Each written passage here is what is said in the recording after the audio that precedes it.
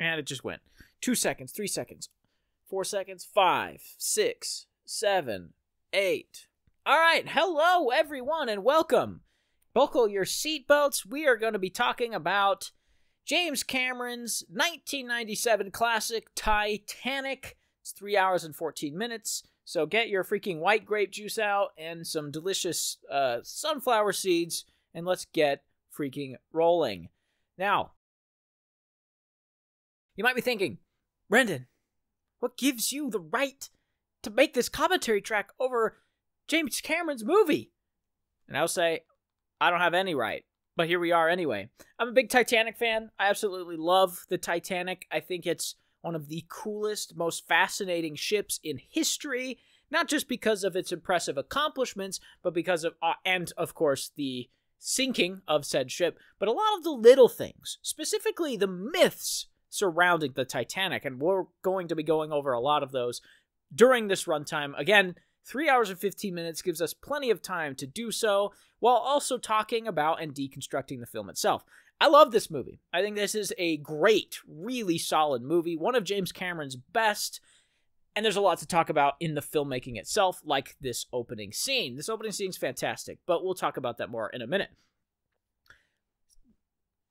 Going back to why I'm doing this. I love the Titanic, and after hundreds of hours of research... Sorry, I just lost my train of thought completely. I'm just watching the movie now. After hundreds of hours of research, I finally decided, you know what?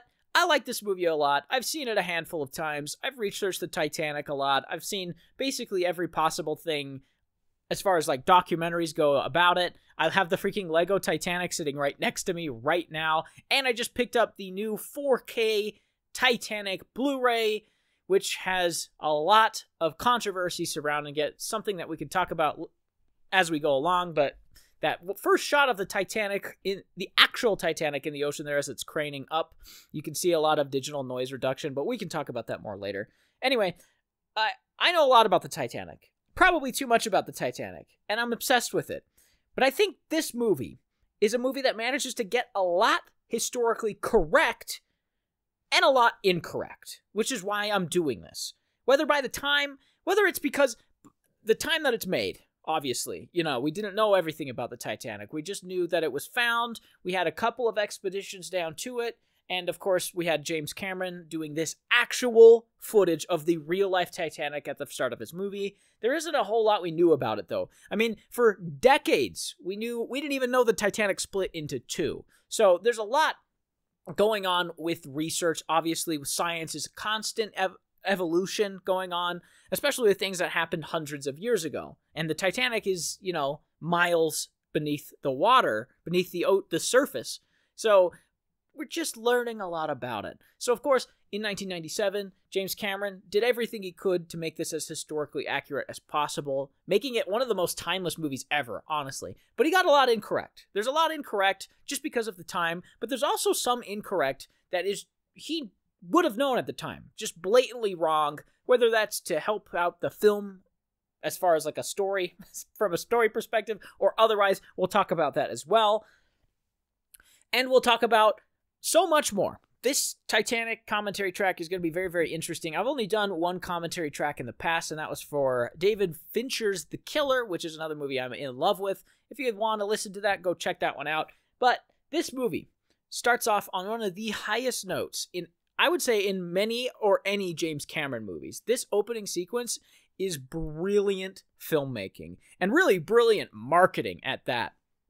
I think one of the best things it did in terms of its marketing and how it made as much money as it did. It's one of the most successful movies of all time, adjusted for inflation. It's like top 5, I think, something crazy. Maybe it's fallen down now with the disgusting amounts of money that like Endgame is making. But this movie was hugely successful, and in large part because of this opening. Because this opening is like, this is real footage of the Titanic. This is like actual 35mm film of the real-life Titanic. And back in 1997, there wasn't really a lot of actual footage that audience could see of the real-life Titanic on the bottom of the ocean. So doing this, as much as it costs, I I don't remember the exact number, but this cost a shit ton of money to do, to actually get cameras to go down at this depth, to get submarines to go down at this depth, and actually film through the real-life Titanic. Like, this is a real shot with an actual rover, which doesn't look great, obviously. You know, time period restricts it, but like, doing this is such an incredibly smart marketing move. And naturally, the producer saw how much it was going to cost them, and they said, you know what, maybe we could cut this. And honestly, they're not completely wrong. Like, cutting this makes sense. Like, oh, why would we end up in the real age, in real life, in current times, just to cut to a different time? It doesn't make a lot of practical sense as far as from a producer's standpoint.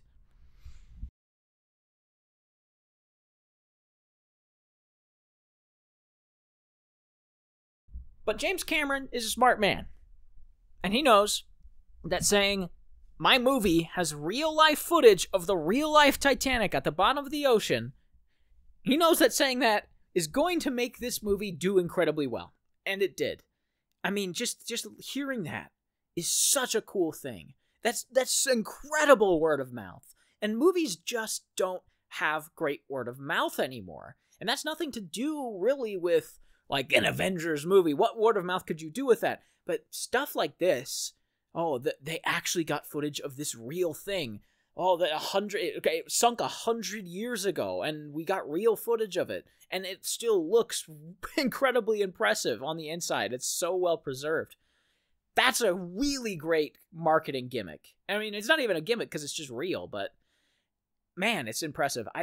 Coming up with marketing for things is super, super hard. Even just doing like YouTube videos, trying to package and market videos is difficult on its own. Trying to make people care is difficult. But man, this just made so much sense. And of course, the producer, it makes sense to cut it, but spending the money to do this was genius. It really, really was.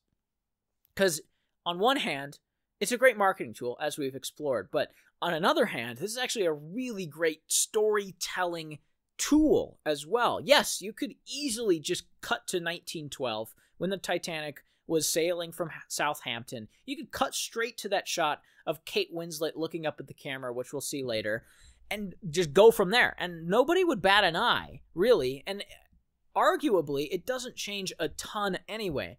But opening with this sets the stage for so much. It sets the stage for the mystery of the Titanic. If you don't really know what's going on, you see this actual wreck, and boom, the audience is like, what happened? Why is this here? It's sunk, but how? There's some interesting questions it's asking if you don't know anything about the Titanic, which, of course, there's very few people that don't know a lot, but that's a good storytelling tool right there anyway.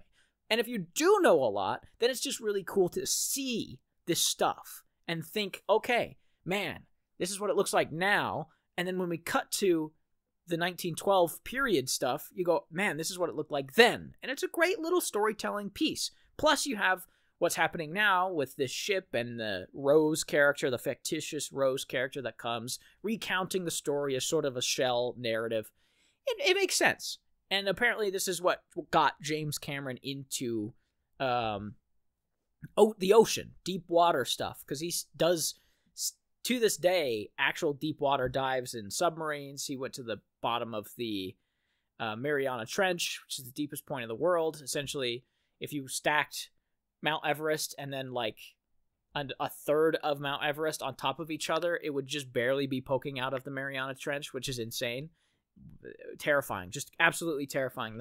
The weight down there is like, I don't even know, thousands of pounds per square inch. You just implode, just like that Titan sub.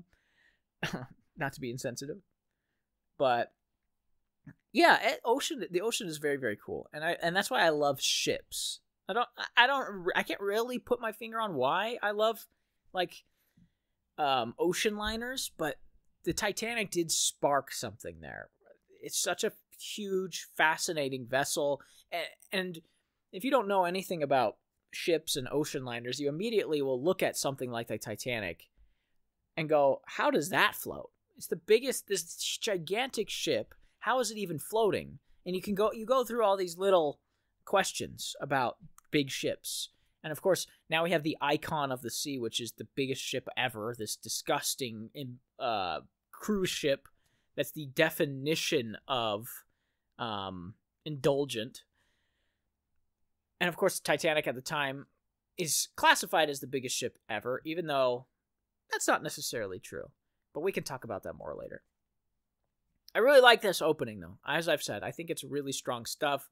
You get this this photograph of, or painting of Kate Winslet that sparks some imagination. Oh, she has some dollar store necklace that is supposed to be like a super expensive thing. But it's all really interesting stuff that sets up some mystery, sets up some intrigue. James Cameron is one of the best directors ever, I would say, at setting things up. Like that marketing thing with the actual Titanic footage. He's so good at creating intrigue with the audience. I mean, one of the hardest things that I found on YouTube is creating a good intro and keeping people interested once they click on it, once they sit down to watch a 3-hour and 15-minute movie. How do you get people interested? How do you keep them interested? I mean, on YouTube, once people hit the 1 minute plus mark, they tend to sit and watch a video. But for a movie, man, you really have to have a great intro.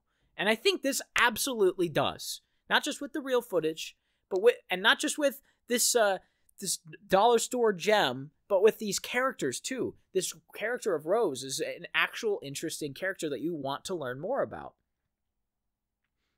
And then when it switches to 1912 stuff, then it's even more interesting. Because you're like, okay, 1997 stuff's interesting, the real Titanic's interesting, and bada bing, bada boom, now we're in a period piece. And it's just like, grabs you. This movie really does just grab the audience. And I love it for that. Love it! But I will say, a lot of this stuff, I don't have a ton to say about. It's good stuff. And maybe now is the time to talk about this 4K disc. Again, I'm watching the 4K Blu-ray. It looks really sharp. It looks really impressive. The 4K does this movie favors. The problem is, James Cameron right now is in an area or a state of his career where he likes a certain look. And even his old movies that don't have that look, he's tending to kind of force them into that bottleneck with that look. And unfortunately, his recent 4K Blu-rays, the Titanic, probably the least offensive, and the Abyss, another one that's like not amazing but decent, but specifically True Lies, and maybe Aliens. I haven't seen the Aliens Blu-ray, but these recent 4K releases from James Cameron, they look horrible. They look really, really bad. And that's mainly because these older films are shot on, you guessed it, film. So when you have comparing film to digital, right now, James Cameron's very much in the digital space. He's making Avatar, Avatar 2, Avatar 3, Avatar 4, and so on. And they're incredibly digital movies. They're borderline animated movies. They're shot with digital cameras. Most of them are painted over in post anyway. Most of the footage is. So it has a specific look. It has an incredibly clean image. And that's fine, honestly. There's a lot of great directors using digital, and it looks really good. And James Cameron's a great director who, when he shoots for digital, it looks really good. The problem is, when you shoot with film, it has a completely different look than digital. You have film grain, you have noise, you have hairs in the gate sometimes. You have these imperfections, and tend to have a warmer color palette, because film is much more rich and warm. So you have a lot of specific key differences from digital to film. And then when you try to make film look like digital, it doesn't really work. You can kind of make digital look like film, but it doesn't quite have the properties needed. Sometimes you can fake it and it looks okay, but when you're making film look like digital, it absolutely does not. It doesn't work. And Titanic and all of these Blu-rays are a great example of that, because James Cameron or whoever was restoring these film prints went in and took all that film grain, that noise, that hallmark of film, the kind of imperfections, and smoothed them out. And film looks incredible. It really does. Film looks so, so good. Even when it's all of those imperfections are removed, it's some of the best looking stuff in cinema. Shooting on 35, shooting on 70 millimeter is incredibly impressive looking. And man, when you see a movie in 70 millimeter or an actual film print of 35, it is different. It looks different. The feeling is different. It's so much richer. It's so much more like tactile. You can almost feel it. But digital smooths out these imperfections, and it creates a bit of a barrier between the audience, specifically with these Blu-rays. Because when you remove the imperfections, what happens is you get a lot of other imperfections that are arguably, not even arguably, significantly worse. Just significantly worse. And that's DNR. DNR is the big one. Digital noise reduction. And this Blu-ray specifically doesn't have it horribly, but his other ones, like True Lies, which is shot with, I assume, a worse film stock than this gigantic multi-million-dollar project, you end up getting more imperfections. With worse film stock, you get more imperfections. With a lower grade of film, like a 16 millimeter, you get a lot more noise, you get a lot more imperfections, and it's a lot more difficult to erase those imperfections. So when you get a movie like this, or you get a movie like Aliens, or you get a movie like True Lies, or The Abyss, that has those filmic imperfections, and you smooth them out, you tend to lose detail. You tend to lose some things like pores on people start to smooth out, especially when cameras move. If a camera is static, digital noise reduction can look okay. But if there's a camera movement, like I said earlier, that pan up on Titanic, it starts to smear the image in a way that's incredibly ugly and hard not to notice. The Lord of the Rings 4K Blu-rays did the exact same thing, much to my dislike. There's a couple of times in The Two Towers when, one specifically after the warg fight, when King Theoden's looking at Legolas and he turns to look at Theoden, Legolas does, and as he's turning, the camera's pushing in, and you get this disgusting smearing effect, because the digital noise reduction is removing film grain, so it's removing detail from a character's face, and in order to compensate for that lost detail, it ends up just kind of smearing and looking horrible. So I just don't quite understand why they did this. Why did James Cameron do this? Why is he so set on making his old movies look like his new movies? I don't know. I don't understand it. I think it's a very stupid, not fun thing that he's doing. I just don't get it. But that's what we have. That's what we have now, is just not great looking 4K Blu-rays. Like sharpness, sure, it looks good. It's very sharp. And it looks modern. This Titanic one, at least. But that film grain is missing, and I really do think it affects the picture overall. Anyway, here's this Titanic simulation now, which I actually really, really love, because it's the first time we can point out some things that are wrong about the simulation.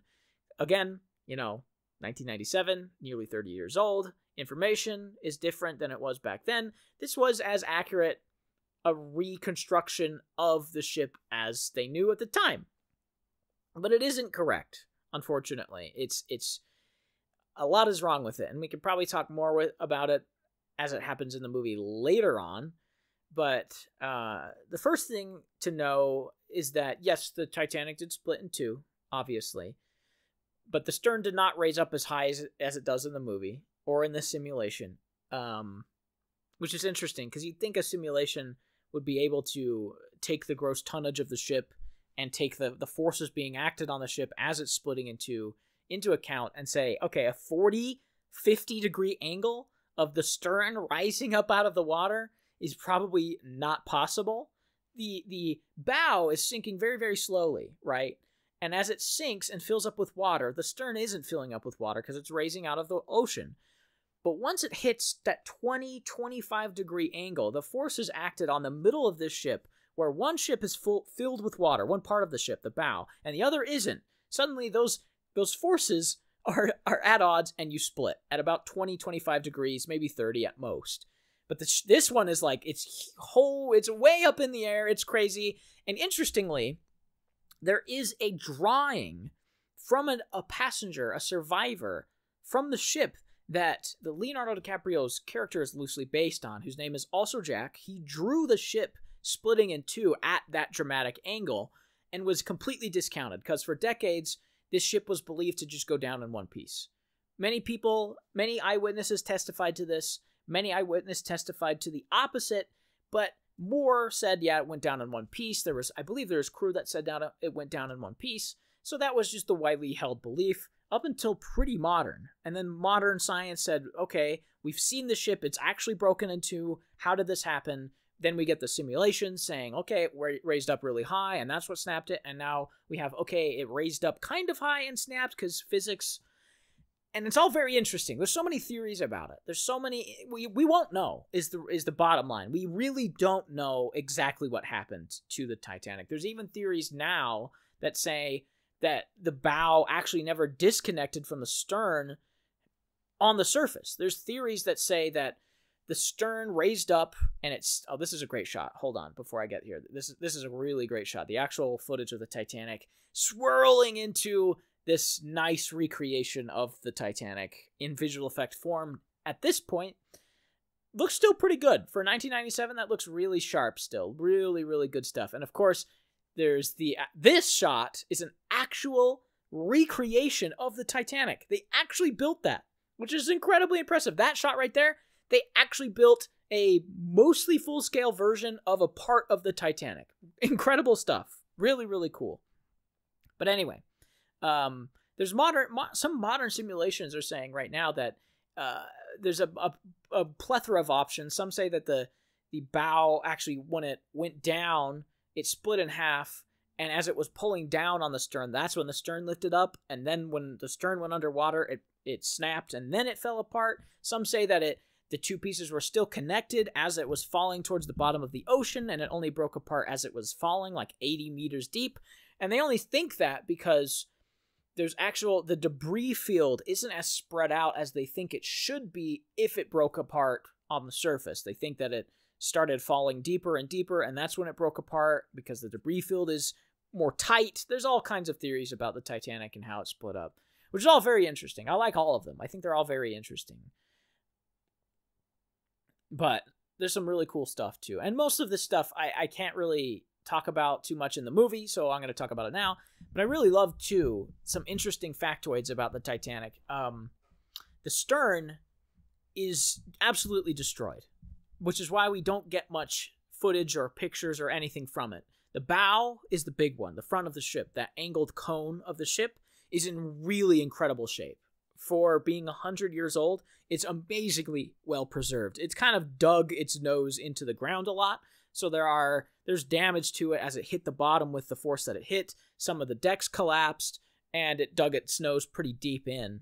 So we actually can't see too much of where it impacted the iceberg. You can see a little bit, but when it impacted the iceberg, it didn't leave a big gash. It just left little pieces of a gash, which we can talk about more when it actually shows it, which is one of the worst shots in the movie, and we can talk about that when it shows it. But it's interesting to look at actual photos of the real-life Titanic, because of course you get the awe-inspiring, incredible photos from the bow. You get the decks. You get some of the actual cabins still look basically how they were left. There's in fact one infamous cabin where a bottle of water or a glass is still in its like glass shelf. There's a little shelf with like a tiny railing in front of it, and there's a glass and like a bottle for water that's still sitting in that exact same spot it did 100 years ago, which is amazing. And people have found like hats that are still on beds, like really crazy stuff, incredibly well preserved in the bow. And that's mainly because, if you're asking why, it's mainly because the bow filled up with water for 2 hours. The ship, they actually estimated the ship would only take about 90 minutes to sink, but it took about 2:15, 2:12, something like that, maybe 2:20, somewhere around there. It took 2 hours, and it was all the bow, because the bow hit the iceberg, so the bow was filling up with water. And oddly enough, it was rated for 4 compartments flooding and before it would sink, which nowadays it's only 2, so still really impressive safety protocols on the Titanic at the time. But it filled up, took hours and hours and hours to fill up, and then it slowly sunk as a result. But you know what wasn't sinking up? What wasn't filling up? or what wasn't sinking, was the stern, the back of the ship.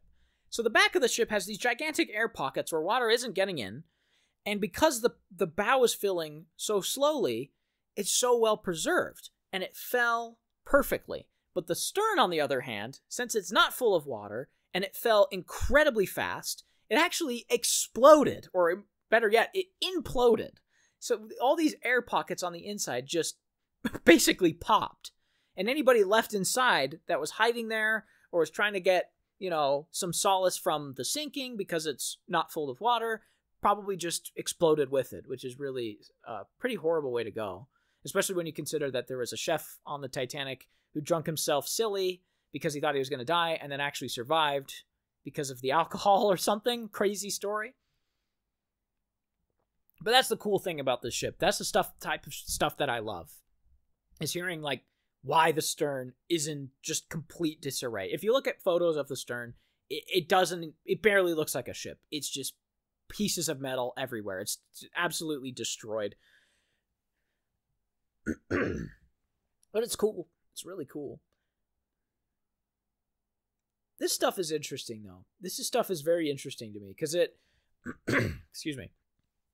I wouldn't say that Leonardo DiCaprio's character, Jack, is the main character of this. I think Kate Winslet actually is.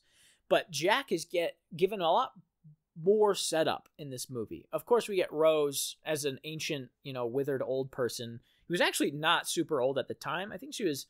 I can't remember what age she was, but they aged her up. They put a bunch of makeup on her to make her look super old, which apparently she did not like.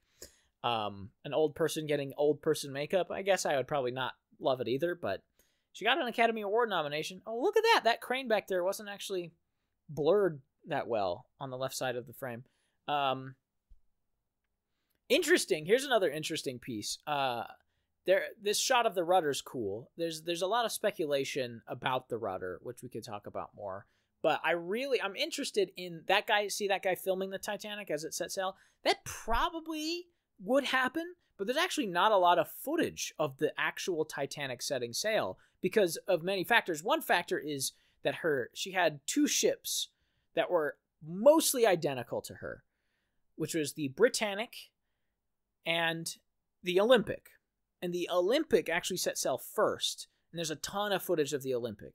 And a lot of the footage that is supposed to be the Titanic is actually the Olympic, which is very interesting. If you go back and look at quote-unquote Titanic setting sail footage, you'll actually more than likely find a lot of the same stuff, which is the Olympic setting sail and her tugboats, just like we saw on the side, pulling her out of port. But the tugboats, if you look closely, there's actually scratches on the tugboats because the news people at the time were taking this footage of Olympic and scratching out the tugboat's name and registration or whatever, because if we knew what the tugboat was, we could see that the tugboat was actually pulling Olympic because it was not the right place, not the right time. So they actually scratched off the tugboat's whatever, call sign, name, or whatever it was, so that you would think that, oh yeah, this is the Titanic, because they look identical. The Olympic and the Titanic are basically identical ships. And at the time, the Olympic was the biggest ship ever. And the only reason the Titanic has the title of the biggest ship ever, at the time, I guess, is because it rearranged a handful of cabins to give it more gross tonnage. So technically, it's bigger than Titanic just because it rearranged some cabins. Or the Titanic's bigger than Olympic, excuse me. And then Britannic comes along, and it was supposed to save the White Star Line.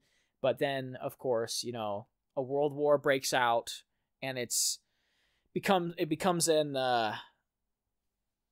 hospital ship. Was it HMHS, Her Majesty's hospital ship, which ultimately sunk. And that one's really interesting too. I would go look up images of the Britannic sinking because it's really cool. But we're not talking about Britannic. We're not talking about Olympic. We're talking about Titanic. And because the Titanic's the most famous of the three by a mile. Mainly, probably because of this movie. And that's a huge part of it.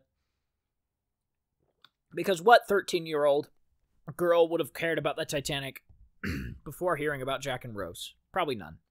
And there's King Theoden! Hey! My favorite guy! I love this actor. Bernard Hill? Bernard something? Awesome actor. Love him. Wish he was in more. But he plays Captain Smith. Captain Smith, who's a real guy, of course, and who has gotten a bad rap throughout history. And I don't think he was a bad guy. I don't think he was a bad captain. I think he did his job. I think he was great. There's a couple scenes with him later on that we will discuss this more in length. But this scene is incredibly impressive from a filmmaking standpoint. I mean, man, does it look good still. These gigantic engines look amazing. The visual effects that they did do are so impressive because they're paired with real actual sets and real actual props that look amazing still. The set design on this is incredible. The production design is some of the best that James Cameron has ever done, in my opinion. Not just because it's a really faithful recreation of Titanic, but because it just looks great, too. It just looks amazing. Now, that's an interesting shot. That 40, 40, 41, 42 on the front of the bow there is interesting. Now, I don't know this for sure. This is just kind of speculation on my part. But I'm guessing it's to actually show how far the ship is sinking into the ocean. Because there's actually interesting little ways that people tell how a ship's going to float. How it's going to float with a certain amount of cargo, and it's literally just by looking at how deep it's in the ocean. So that's probably what that is. And the ship's actually, that doesn't look great. That little guy walking to our captain there, that didn't look great, that visual effect. But it's interesting. It's interesting because most people don't really care about ships floating. They just go, okay, we got this ship with tons of cargo on it. Let's look. All right, it's kind of sunk deeper. Yeah, we're fine. And then the same ship that's at like a 40 on that little scale, that Titanic scale, in saltwater, in freshwater, it might be at like a 38 or a 42 or something. I don't know the difference really too much, but they actually, ships float differently in different types of water because the density is different. Super interesting stuff. Love that stuff. But man, this movie looks great. Oh, that guy. Hey, that guy was Mr. Fantastic in the Fantastic Four with Jessica Alba, the kind of gross and weird version of Fantastic Four. Look how good that looks. Like, come on, man. This production design is special stuff. They recreated the ship at like 5 different scales, and this one is huge. Look at that boiler. Look how cool it is, man. Like, of course people love this movie. Not just because the ship looks awesome, but because this story is actually really well done. And again, let's go back to Jack, though. I was talking about Jack and how I don't feel he's the main character, even though he gets a lot of screen time early on. I think Kate Winslet is. But it is really interesting to think about these two characters and how well or not well they're set up. Kate Winslet set up as the rich girl, of course. Jack, Leonardo DiCaprio, who again is based on a real person, but isn't technically a real person, is like this low-class guy who barely got on the ship because he said that he was checked out medically and they let him on, even though they would literally never do that. That would not happen. Somebody that says, oh yeah, definitely, I got through the checkpoint, they checked me for lice and ticks or whatever, because I'm third class, and they would definitely let me through. No, they wouldn't. No, they were actually freaking terrified of, like, sickness breaking out on the ship. They would not let that happen. But anyway, Jack gets on the ship, and this is our first real scene with Kate Winslet and seeing what kind of character she is. And also, this digital noise reduction on this scene does not look good. Goddamn. But I love this scene with her because she just looks out of her element. Kate Winslet plays it super well. Obviously, she has this kind of on the nose, I'm smoking a cigarette and I'm blowing it in my mom's face because I'm not this rich, prissy girl. I just don't want to be here. I don't like this life. But I like how Kate Winslet plays it. I like how she's like kind of smug without coming across unlikable. And that's really, really hard. Really, really hard. And of course you have Misery. What's her name? Misery girl who plays Misery, whatever. She's great in this too. But I just love how Kate Winslet plays it. I think she's really, really good in this. And we get a good glimpse into the different types of societies on the ship. This is like a great a great telling of what first class is like and how luxurious and elegant it is. I mean, man, ships don't look like this anymore. Hotels don't look like this. Bring this type of stuff back, bro. I don't want to, like, you know, wear these god-awful, disgusting, huge hats. And I don't want to wear, you know, a 3-piece suit and go to the smoking lounge later. But this type of, like, design, of interior design, of architecture is just dead. And I wish it wasn't, because it's really beautiful to look at. I love maximalism. I love it. I hate this recent trend into, like, minimalistic design. Apartment buildings are just, like, giant bricks that are beige or gray. It's so ugly. The Titanic was so beautiful from inside and out.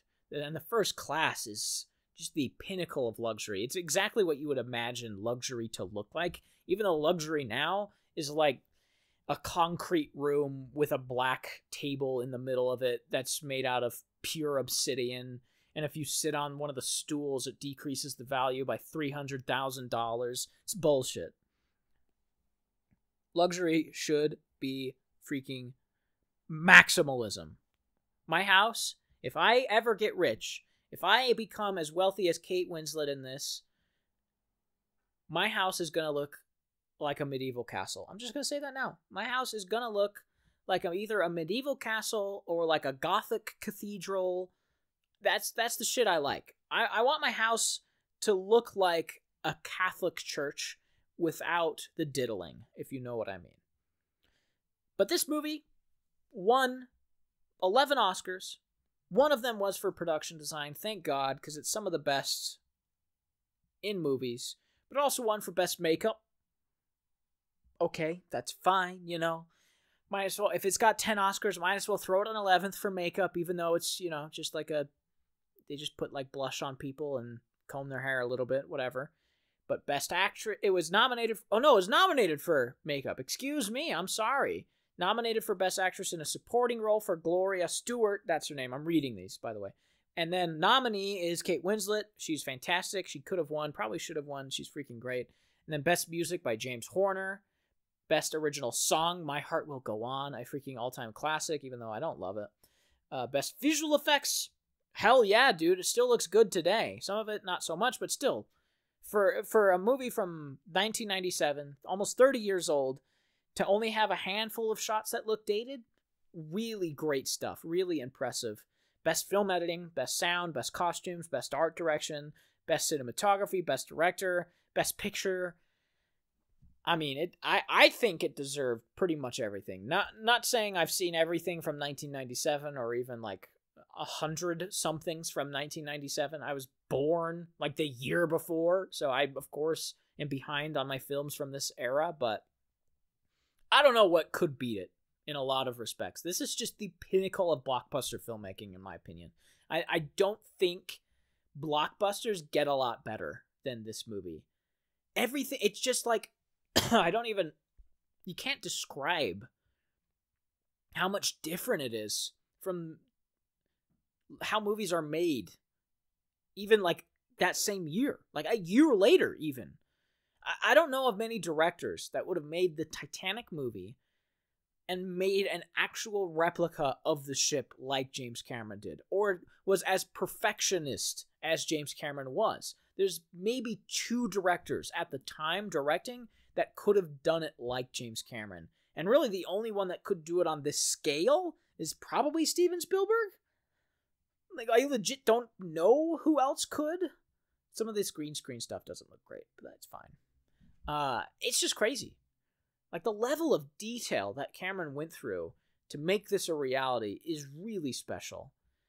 Every little piece of the ship, everything. I mean, it's just so special. The fact that it's a mostly starless night, great stuff, man. I really can't praise the look of the film enough. I think it's one of the best looking films, maybe ever. Best cinematography is great. The performances are great. The set is amazing. The costumes are perfect, period accurate. Everything, man. Everything is so good. Other than the, Jack, I'm flying at the front of the bow, which is probably the cheesiest this movie gets, and also couldn't happen because they had a rope stopping people from going up there, because There's a gigantic hole in the front of the ship where the anchor goes. They would not want people near that. But it's fine. It's a movie. This scene's really good, too. This actually is one of the best indications of these two chemistry-wise. Kate Winslet is such a freaking all-time great actor that she made Leonardo DiCaprio look like a good actor. And I'm not trying to slam him. I just think he kind of plays the same type of character all the time. Like, literally, almost every character he plays like this. Unless he's in, Killers of the Flower Moon, where he's just doing a frowny face the whole movie. He's a fine actor, but Kate Winslet is so special that, like, you just believe what's happening here between the two, and you believe that there's some interest here. And I love the writing of it, too. I think it's really a great way to actually give the audience a feeling of what it was like back then at the time. So yeah, the water, they speculate at least, it was 30 degrees. 30 degrees when they hit the iceberg. That's unbelievably cold. You would freeze to death in under a half an hour. Probably 20 minutes. Probably less. Maybe less. Depending on if you're my size. I mean, I'm freaking skin and bones. I'd probably freeze to death in the second I hit the water. I'd hit the water and I'd turn into an ice cube and just shatter. 30 degrees is insane. I put my feet in snow and I want to cut them off. And you get that because of this great little interaction here. Because he's like, yeah, I'm from Wisconsin. I know the cold. This water's freezing. It's going to hit you like 1,000 knives. It's the worst. You don't want to jump off. Because you wouldn't die. You'd just freeze. And the ship would sail away. That's really great stuff. And it's also great, Rico, obviously, in the context of she's going to kill herself because she hates her life so much. And then she meets this charming third-class guy who is just going to take her at face value. He'll take her as she is because, why wouldn't he? She's rich, so yeah, that helps, but what does he have to gain? What does he have to... Well, he has a lot to gain, but what does he have to lose, really? Why wouldn't he take her as face value? Whereas everybody in her class just looks at her either as an object or as like a marriage tool or some bullshit. So yeah, of course she's like, wow, this is different, this is special. Even if it is Leonardo DiCaprio just playing himself.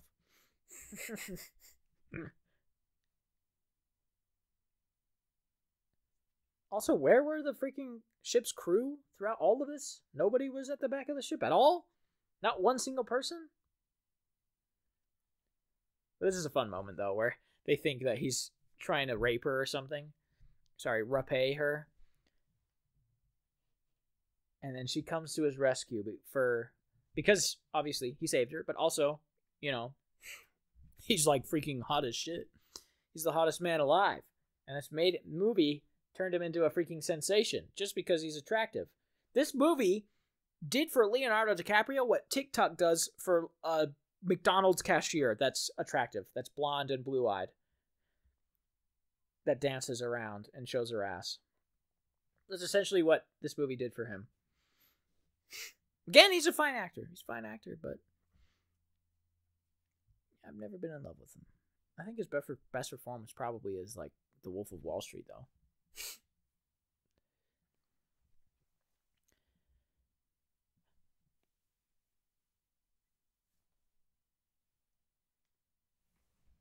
Oh, frick. Oh, sorry.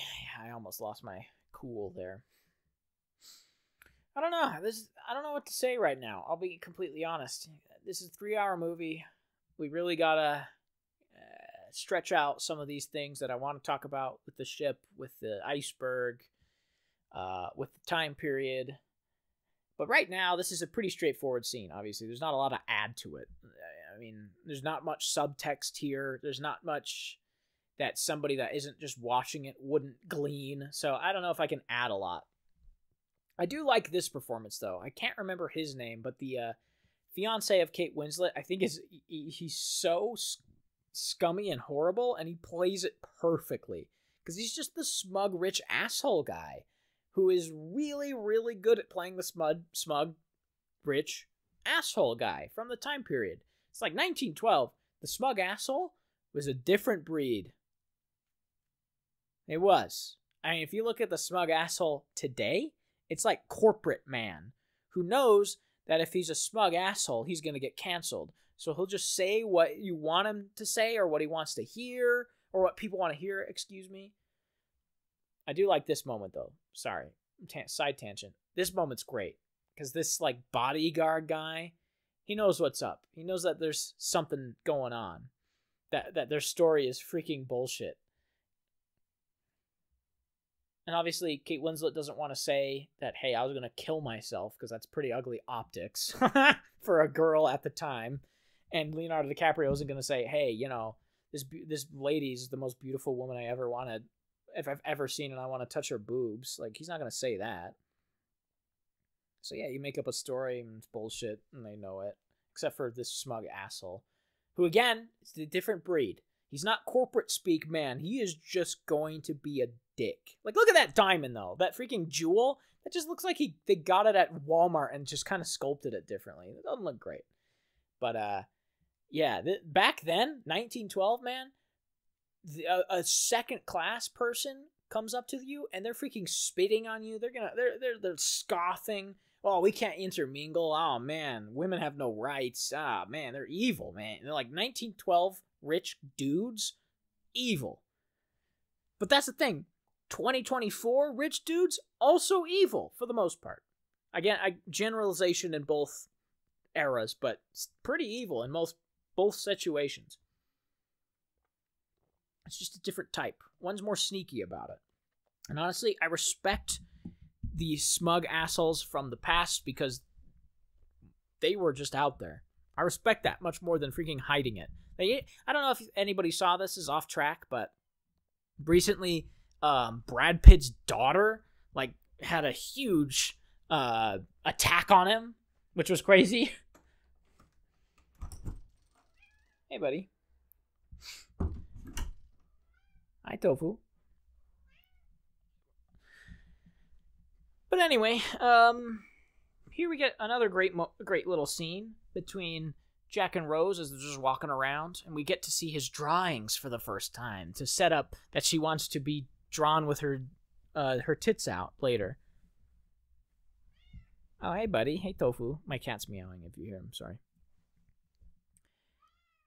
But great stuff here, though. I actually really love these small, intimate moments between Jack and Rose. And I think it really works specifically because, obviously, you like them as people. They're relatable because Kate Winslet's rich, but she doesn't want to be rich. She doesn't like it. She hates the life. That's relatable. Obviously, everybody wants to be rich, but they see that life is horrible. And it's relatable. Jack is the everyman. But I also think these intimate little moments between two characters work specifically well because of where they are. And I know this is weird, but I think this love story works specifically because it's on the Titanic. One, because the audience knows that this is a doomed ship. Whether you actually know the story or are just seeing the movie and you don't know anything about it, you know it's a doomed ship by the first 2 minutes of the film, when it's showing the ship destroyed at the bottom of the ocean. So that gives it some sense of urgency. And immediately the audience, in these intimate moments where they're getting to know each other, knows that they aren't going to have much more time. And that's relatable too. Everybody has a relationship where they wish they had more time with somebody, or they, right person, wrong time. You hear that. I hear that a lot. And I think that helps this too. And I think the ship itself, this grand set, this gorgeous location, the production looking so good, also helps this really intimate, small romance feel grand. Because if it was just in an apartment, yes, it might be more relatable, but maybe it would lose something. Because it is, the classes are different, the social standings are different. You could easily do that with, different apartments, but there is something about it being on the most luxurious ship of all time and having something so human happen that separates it. Maybe that's just me, but that's how it feels. Also, I really love how this is lit right now. I really love that you can see the wind blowing in their hair, and and you can see like the sun going behind the clouds here and there, as if the ship's really moving. I think that's really impressive stuff. Because if you see a lot of films today, they end up just kind of shooting the actors under a gigantic diffuser. So the light looks diffused. You don't get that harsh sunlight or the sun going behind clouds, changing the light up, because it's easier to work with. But I actually think it adds a lot to this. In realism, because, hey, yeah, they're on a ship that's moving through the ocean. There's going to be shadows on their face. It adds that realism. But it also adds a believability to it. Like, yeah, okay. These actors right now are on a ship that's moving. If it was just diffused light, where a couple people are sitting on a ship with this perfect lighting, it wouldn't work. It wouldn't sell it. So all these little things that James Cameron takes into consideration are what makes this special, and why it is different than any other director making the movie. Again, the only other person I think that could have made it like this, or with this level of detail, is probably Spielberg at the time. And maybe a handful, but not at this scale. Because you have to take those little things into account in order to make it work. Like the freaking lighting. Who would think of that? Oh, we're on a ship, we're moving. I mean, there might be somebody, but then you go, yeah, it's hard though. Lighting changes too much. Our exposure's ruined. Let's just diffuse the light, whatever. And then bada bing, bada boom, you're in lazy territory. You're in alienating the audience because you make them feel a little bit stupid. But James Cameron doesn't do that. He respects himself enough to want to make the movie he wants to make, and he respects the audience enough to give them the movie that they deserve. There's a great quote from Jackie Chan years and years and years and years ago at this point, but he said, when I'm making a movie, if an actor can't go, if they're sick or they're just out, their schedule doesn't work for that day of the shoot, we don't shoot. Because are you going to go to every single theater that your movie plays at and say, oh yeah, we shot this scene without the actor because they were sick that day? No, people are just going to see the movie as the movie. So make the best thing you can. And I think about that all the time with everything. I think that kind of logic applies with everything. I think about it a lot with just making YouTube videos. Because if you make a YouTube video, okay, I spent 3 days writing it, 4 days writing it, I spent 3 days shooting it, and I spent a week editing it. Who knows that? Nobody. Nobody cares about that. No one cares that you took 2 weeks to make a video. They just see the video. So make it the best you can. But this is a great scene. I alluded to this earlier. So this guy right here, I can't remember his name. Names are escaping me on this commentary track. But he's one of the big guys in the White Star Line, if not the CEO or the COO. And there's a lady in the back that she's in the green right here. You can see her walking away. That's a real person, at least based on a real person, that overheard an actual conversation between the captain here, King Theoden, and this guy from the White Star Line talking. This is a real conversation, but it's skewed. This is not a real conversation. It's just based on a real conversation to give the sense of a villain. Because a movie needs a villain to some degree. And it already kind of has one with Kate Winslet's... Okay, hold on. Look at this shot. That shot of them behind... It's gone now, but that shot behind them with the sun, that little glow around them, that's so film. That little, like, diffusion of light around the character, that's so film. So why did they freaking digitally noise reduce? Whatever. Anyway, that conversation where this White Star Line guy is saying, we should push the engines, is the ultimate setup for why the ship gets in an accident with the iceberg. That's at least what James Cameron is painting. That the ship was going too fast because Captain Smith, or whatever his name, was pressured into making the ship go fast. So bada bing. You've got a brilliant little storytelling device that also isn't quite true. The actual true discussion was similar. The White Star Line guy, though, was not pushy. He did not say, hey, we need to make the ship go faster because it will be super cool. Also, this scene, I think, was improvised, so that's kind of fun. The spitting. No, the White Star Line guy, though, he said, I think the actual conversation from the witness went something like, hey, we're making really good time. This is awesome. I'm sure you're super proud. We could even go faster, which is crazy that we're making such good time. This is something like that. So yeah, similar to the movie, but not quite accurate and a little bit disingenuous. Although, obviously, you have to change things for an adaptation. And in this case, it does a pretty good job of giving the audience an idea of why maybe the Titanic hit the iceberg. Because it was going too fast, because the captain was pressured, blah, blah, blah, blah, blah. Not completely true, but not completely false either. Because, yes, the Titanic was going too fast in an ice field. And the ice field was huge. And in fact, if the Titanic didn't hit the iceberg it did, it would have hit another iceberg. Like, that's just true. The amount of ice in the water was not safe for any ship. It was insane. In fact, they say that there was a piece of ice, like a shelf almost, that was miles wide and miles long. So it would have been impossible for the Titanic to miss it. And at the time when it's so dark, it would have collided with something anyway. It just would have. And it's unfortunate. But in a movie, you have to raise stakes. You have to give an audience reasons for things to happen. You can't just say a ship drove into an iceberg and it sank. That may have happened in real life, but in a movie, you have to fabricate things, so I get it. That's one thing that isn't historically accurate that makes sense for a story. Because now you say, that White Star Line guy, he's kind of a villain because he is mainly the cause for this ship going down, because he pressured the captain into making it go too fast and they couldn't turn. Which is another myth, that the ship couldn't turn fast enough because it wasn't agile enough, it was too big, or the rudder was too small. That's not true. Also, there was the cameraman I just saw in the window there. So that was fun. But we can talk about those myths later. There's plenty of movie to go. We still got an hour. And this is really cool. The Grand Staircase. Iconic. Really great. Beautiful. Ornate detail.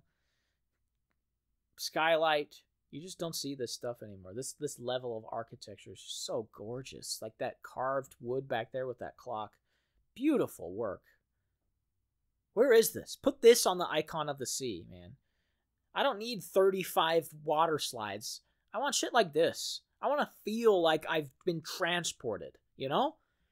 I know that modern times is all about constant adrenaline or constant dopamine rushes. But getting onto this type of a ship, getting onto the icon of the sea, the biggest ship in the world, I would want to feel different, you know? I would want to feel transported. And if you get onto a ship with 30 water slides and a dozen fast food restaurants, that's not transporting me. It's just like my house and the area I live condensed onto a ship that's driving around. Like, doesn't do much for me, but this would. Man, if I walked onto this ship with this hoodie and these sweats I got on right now, I'd feel like, damn, I'm out of place. And I gotta level up. And that would transport me. That would teleport me. And I think that's why I love this so much, too. And why I like this romance in this movie so much. Not just because I like the characters, which I do. But it feels like you're moving into a different space. Oh, it's great. Give me more of this architecture. Please. I hate that we are getting concrete buildings that are gray. Make them like gaudy and extreme and over the top, like they used to be. America used to have shit like this, because back then we're like, we need to make people come, and we have cool buildings to make people come and live in America. And they're like, oh, just make everything efficient, make everything the most convenient and efficient thing possible. You can sit at home and get DoorDash. Sorry, I shouldn't be complaining about modern times when I'm talking about the Titanic, but whatever, man. I don't give a shit. I don't give a shit. Kate Winslet, man. Hottest anybody's ever looked in this as well. Everything she wears in this, just as gorgeous. Oh, something about red hair, too. Really special stuff. Really generational talent right there. As an actor. Nothing else. Just as an actor. Generational talent as an actor. That's what I mean. There's the captain. Hey. King Theoden, great actor, should be in more stuff. But I love this. This is interesting though. This is the first class dining area, and as you can maybe see or not, the ground is carpeted. And that's not true. There's actually no carpet in the Titanic, as far as I know. Maybe there's some here and there, but there's actually mostly tile. I can't remember what type of tile. I knew it at one point, but the carpet in the first class dining area was not a thing. Probably because, you spill, shit ain't coming out. So you spill on tile, though, bada bing, it's out. I've said bada bing a lot in this commentary track. I'm going to stop now. But that's one detail that's unfortunately just a victim of the time that this was made. We just didn't know. You have a little cruiser go into the first class dining area, and you might think, maybe there was carpet here. Maybe there's like a piece of something that looks like carpet, or maybe, hey, the carpet decayed, so I'm sure there was carpet, and you speculate. But as far as we know, there wasn't. So that's just a victim of the time. But it looks cool, so I'm cool. I'm fine with it. It doesn't matter. It literally doesn't matter at all. I don't know. I hope that there's nobody ever that's argued over whether there was carpet in this area, because it just doesn't matter. It's a detail. Who cares? But this is interesting. This is one of the coolest things ever, honestly. If you can notice another detail about the real life Titanic, not the scene itself, because I just like the Titanic as a ship. This is one of the coolest things ever. If you've noticed in the background of a few of these shots, there's stained glass windows, which is real, and we saw a couple of them early on in the actual footage. And if you go to the real Titanic at the bottom of the ocean to this day, some of these stained glass windows are still intact. That's insane to me. And most interestingly, you see the stained glass, right? But if you look at the exterior of the ship, there's no stained glass. How could you even make that possible? But you know what? So you know what they did? They took portholes and they made stained glass and put it in front of a porthole that was just open.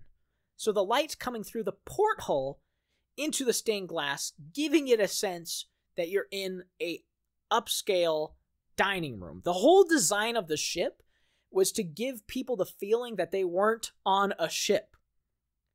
It was to give the people a feeling that they were at like a 5-star hotel, especially for first class. So wow, that burp came out of nowhere. So having these stained glass windows in this first class lounge is brilliant design. Oh, I love it. I love the little details of it. I think it's so cool. And that's stuff that's easily verifiable. It's not like the carpet. And like, who gives a shit about carpet? But stained glass in a ship, that's something cool. That's something real cool. Harlan and Wolff, who designed the ship, they knew what they're doing. But I do like this scene as well. And we should actually talk about this scene from filmmaking perspective, not just from nerdy Titanic perspective. I really enjoy this moment where Jack is talking about how he lives his life kind of on the edge. The wind's taking him somewhere, and how different it is from these people. They're stuffy, they're kind of stuck in their lives, stuck in their ways, and Jack's free. And that's exactly what Kate Winslet wants, and that's why she finds him so appealing, because he can do whatever he wants, he can go wherever. And these people can't. They can, but if they want to ruin their careers, really. They have so much money, so many people depending on them, they really can't do much. And Kate Winslet feels that pressure of, I don't want to marry this guy, but if I do, we can get a bunch of money, but also I lose my freedom.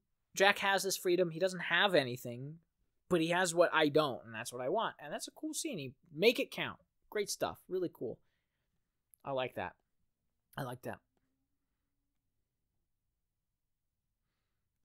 And of course, this is real too. The first class guys leaving the women to go smoke and pat each other on the back and drink wine or brandy or whiskey or whatever it is. That's cool.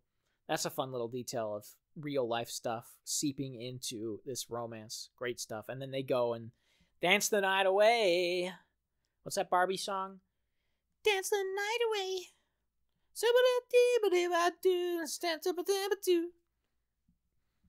That's what they're about to do, and that's awesome. And they get all sweaty, and it's kind of gross, but also kind of cool. I don't even know what I'm saying anymore.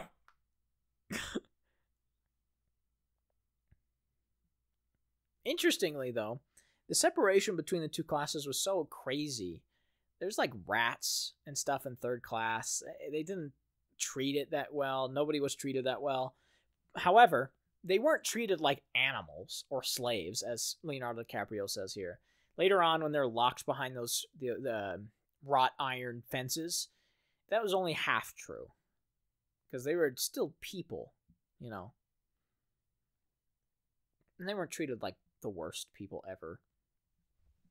But it's interesting to think about the three different classes on the ship and what they were doing too, because it is very different. I mean, and it shows it actually really brilliantly in the film too, without calling too much attention to it, which is why James Cameron is such a brilliant perfectionist. But third class, Leonardo DiCaprio's character, mostly 90% or maybe even higher, third class was going to start a new life.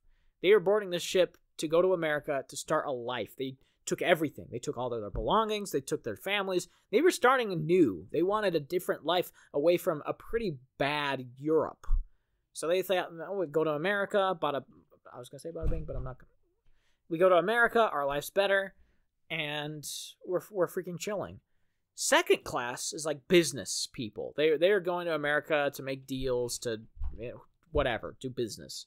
And then first class is probably just there because they want to flex. Most of them are just like, oh yeah, we'll take a trip to America. Why not? We have money. See?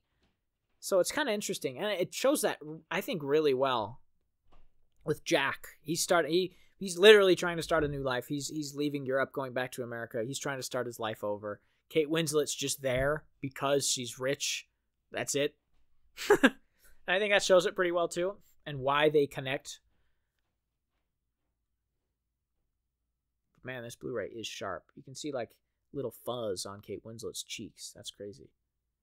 But also look, oh man, there's something so sexy about this dance too. That close-up shot of him grabbing her waist, and then the close-up of on her face, how she reacts to it. There's something real nice there. And it's Kate Winslet that sells it. I love her in this. I think she's fantastic. But this is likely true too. The third class just having fun. Again, what do they have to lose? Who cares? They're starting their lives over. They have nothing. They're just there with their family. They're just having fun. First class, stuffy, horrible, evil. Second class, yeah, there's business people, boring. Don't even need to see them. F those guys. F second class. All my homies hate second class.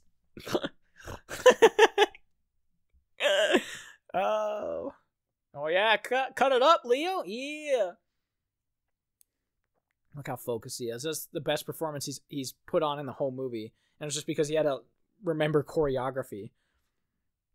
L, dude. Freaking L. Maybe I'm harboring some deep resentment for him. Here's my therapeutic thought. Maybe I'm harboring deep resentment for him because as I was growing up, Leo was like the hot ticket guy. Every girl wanted him. Every girl loved him. Titanic Leo. Wow, so hot. His hair. My God. Oh, I wish that he'd sweep me off my feet. I wish that he'd do this little spin with me. I wish he would put me at the front of a ship. And I hated it. And I think every man hated it. So maybe that's why I still am like, Leo, I don't like you. But all these little, I mean, we're over an hour into the movie, and man, it moves too. There's something so perfect about the. Oh wow, she can drink too. She can really put it away. That's a little silly. I don't love that moment. Oh, and now she got freaking beer all over her. I forgot what I was saying. Whatever, doesn't matter. Oh yeah, doesn't she like armor? Oh yeah, look how cool she is. She smokes now. This is the stuff I don't love. This is like laying it on a little too thick. You know, there's like the first class stuff I think I really like because it takes more subtlety to pull off. Whereas here we're in third class and all these people are like, meh. We can do whatever we want, and Kate Winslet's character's like, yeah, I'm gonna smoke and drink, and look how much I can drink. It doesn't really work for me as much. I like the scene. It's a fun scene. The dancing is fun. Look at this evil bodyguard looking for her. That is a fun scene. It's just, it comes off a little bit, maybe cliche is not the word, but thick. I like when they're in different societies trying to, like, make sense of the society. Now, obviously, there's not much for Kate Winslet's character to make sense of here. She just dances, let's go, has a fun time. And that's the whole point of the scene. And that crossfade right there is great, too, from her having fun, letting go, being a free spirit into stuffy, having tea with her fiancé. They have to sit properly. She has to bend to his whim, his beck and call. So I get it.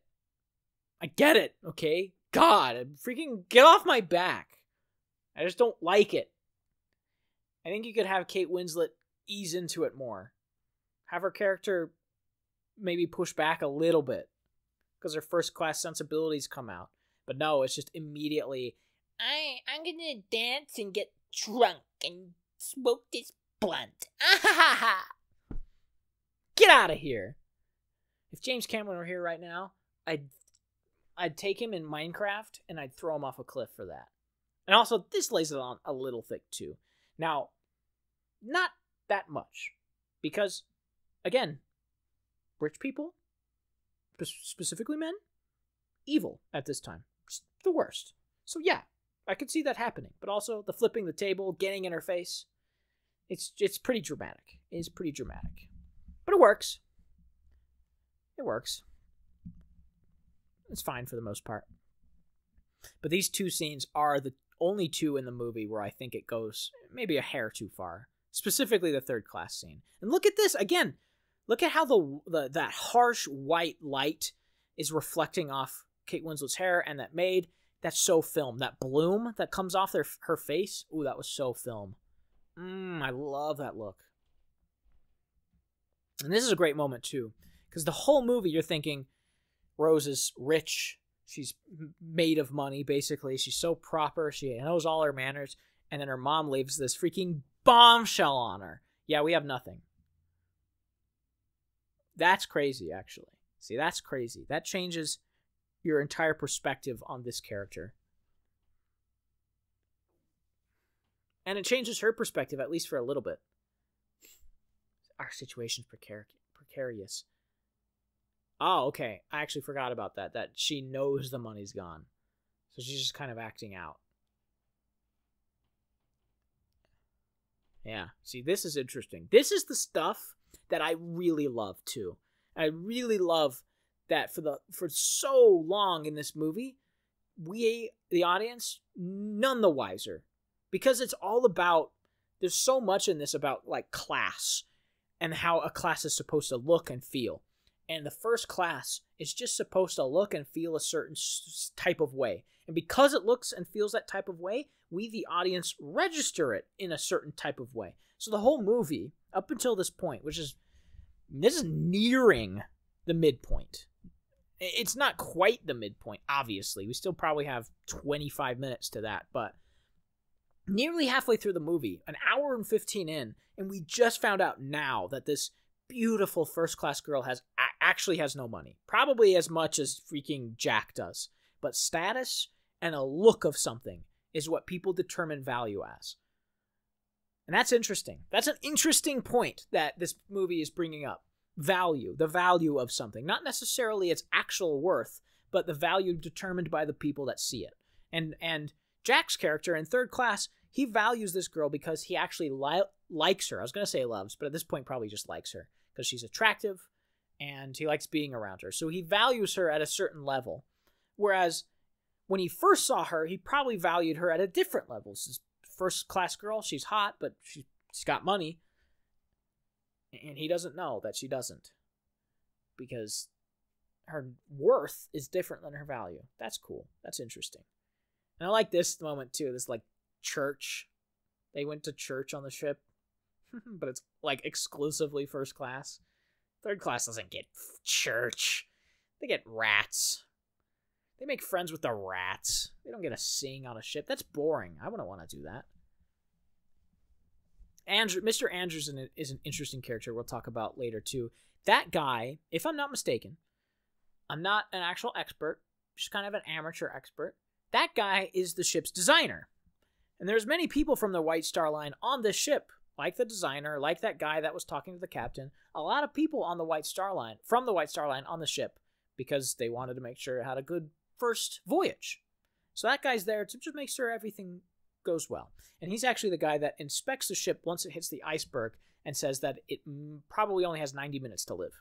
And we'll see more of him later, and I like that. Now we get another scene that's on the nose in terms of what it's going for.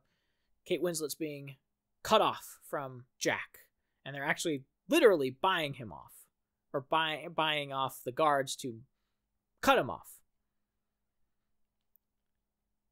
Again, something you'd expect to see. It's on the nose. It does its job. You know exactly what the scene is, but it works. Especially because of the way James Cameron actually tells a story. With the camera, with the characters. Like, you could easily have Jack try to see her on the deck or something. And then people come and he's like, oh, hey, and then people cut him off or something. But no, she's at church. She's in a different environment, and a bodyguard comes to her.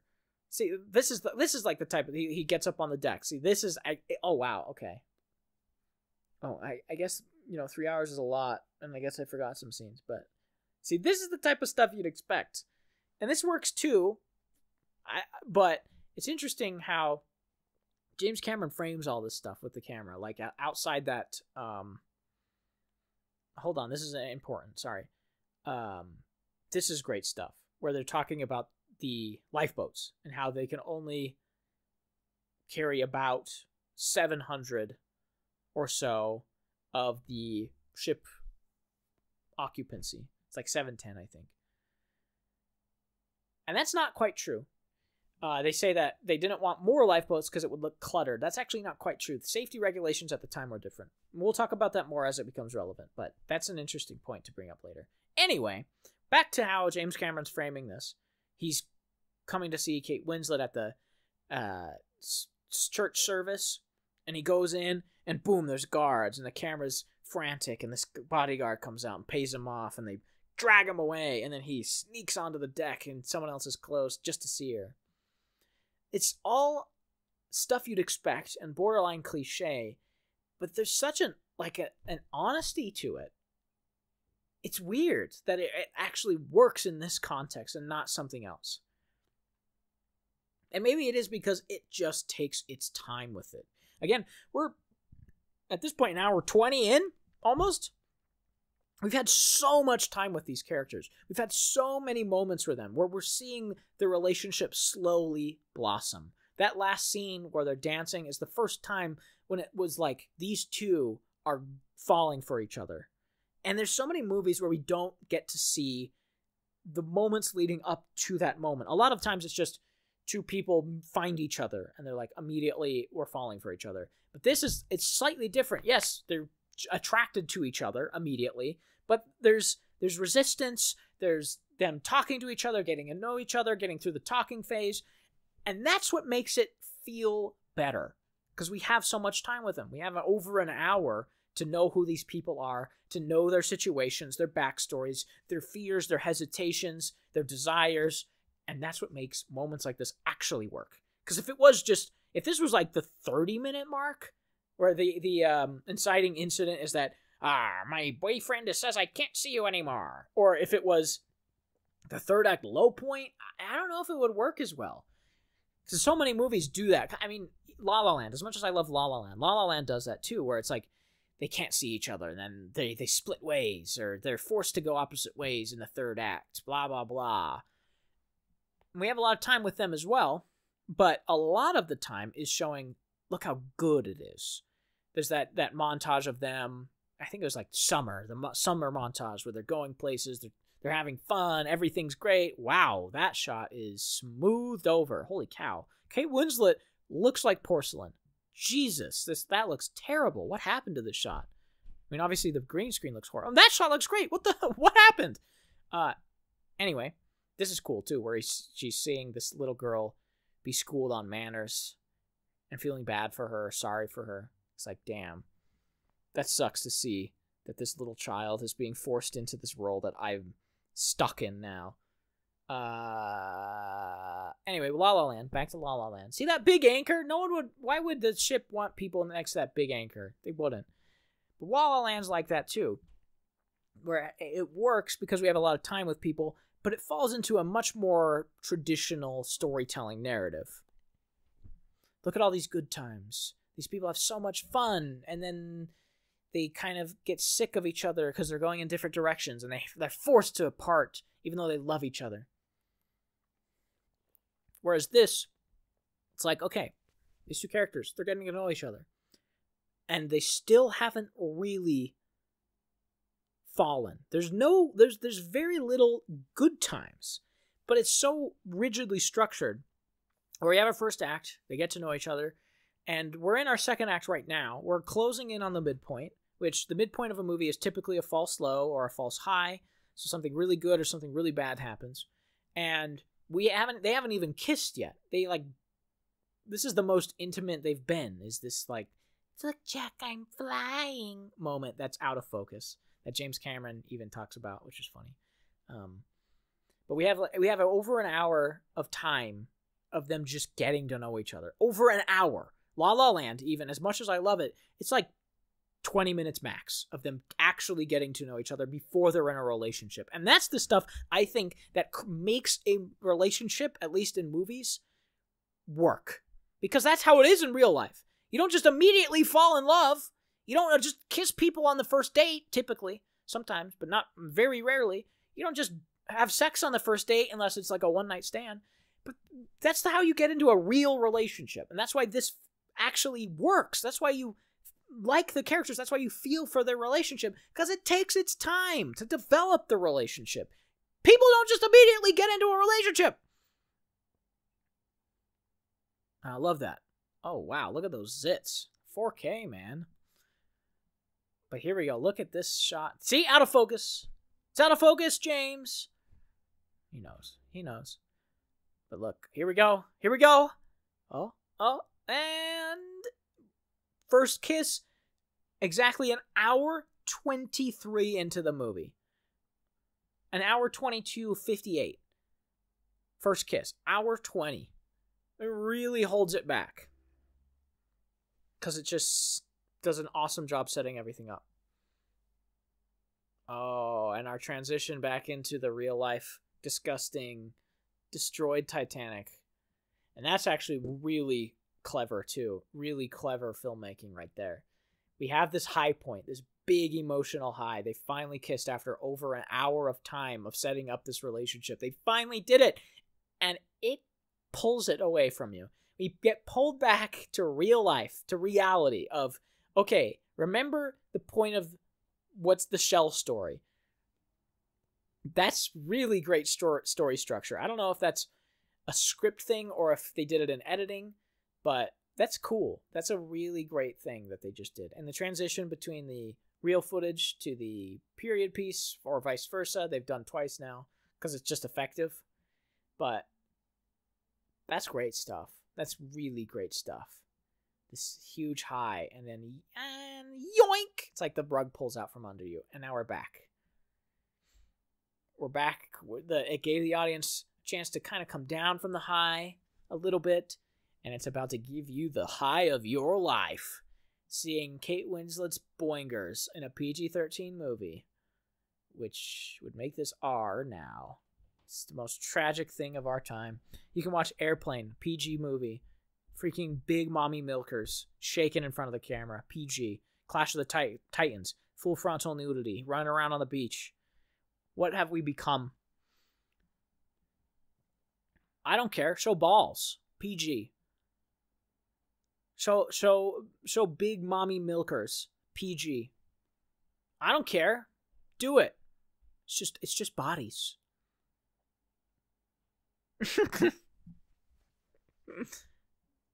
Oh, that was an awesome moment too, where she's like her tongue flicks out a little bit. She's like, "Yeah, I'm about to be incredibly seductive."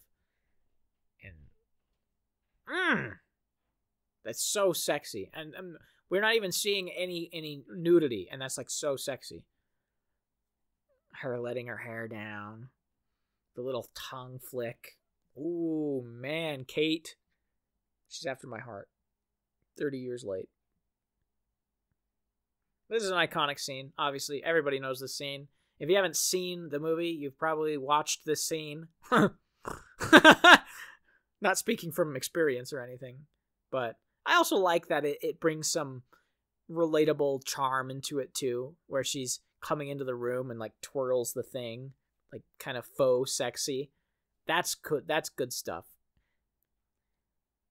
That's James Cameron keeping it human, even though you have one of the most beautiful women on the planet about to take her dress off and show off her bobs. He keeps it grounded.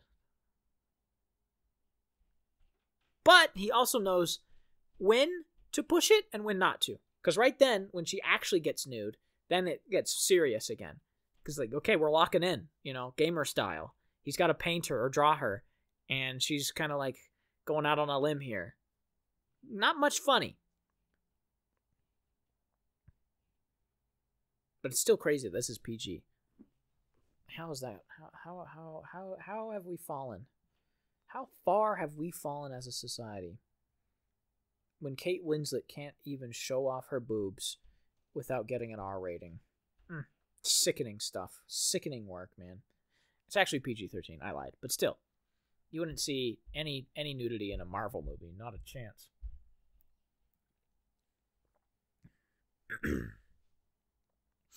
But even though this is an iconic scene, honestly, I don't have a lot to say about it.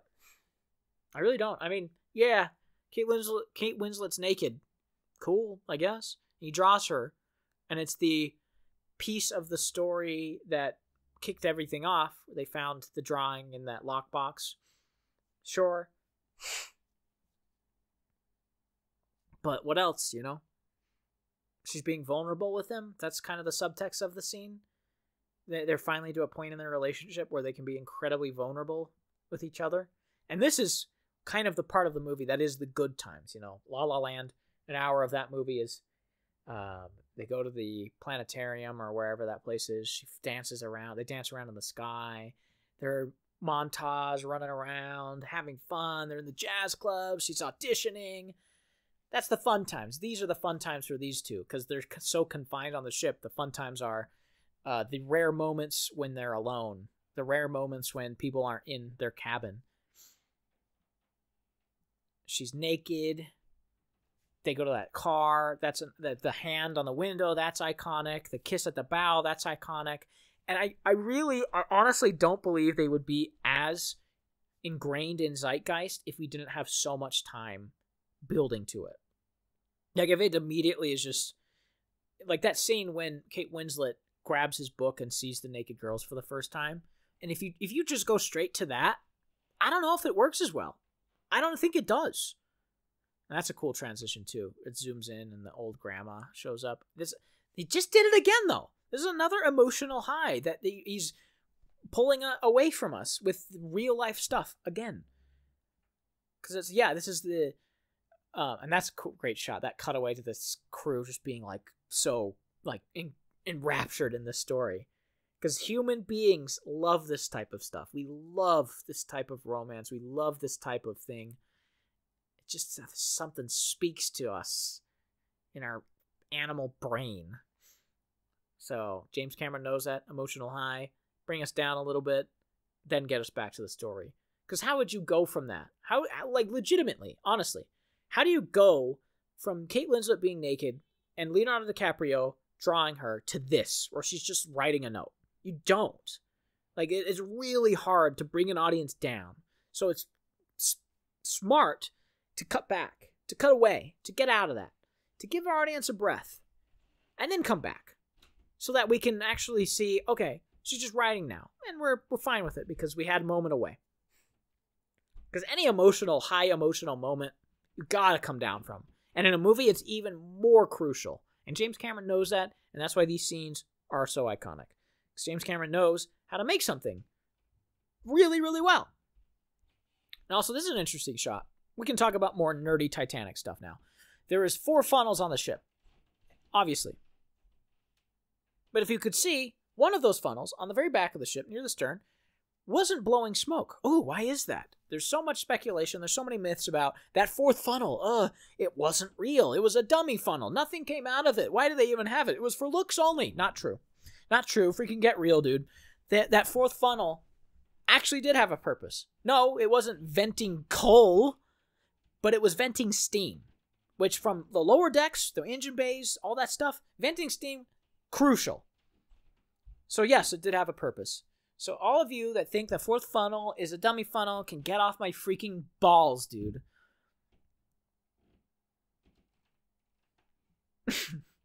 So there you go.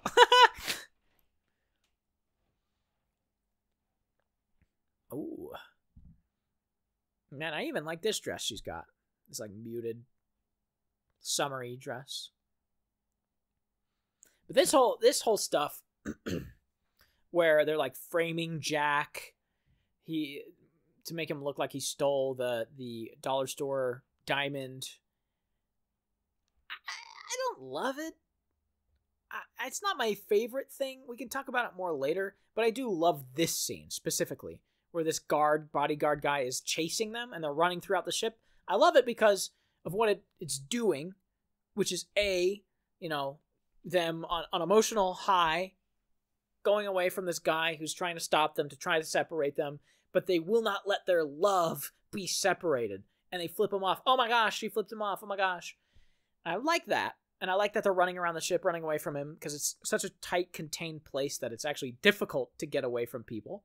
But I also love that we see so much of the ship. That's cool. This is one of the rare times in the movie where you have these characters going through these different places and you get to see more of the ship and how it looked. Like the decks, the hallways, they go through coal engine rooms. You can see them run around in there. That's fun. I love it. I love it.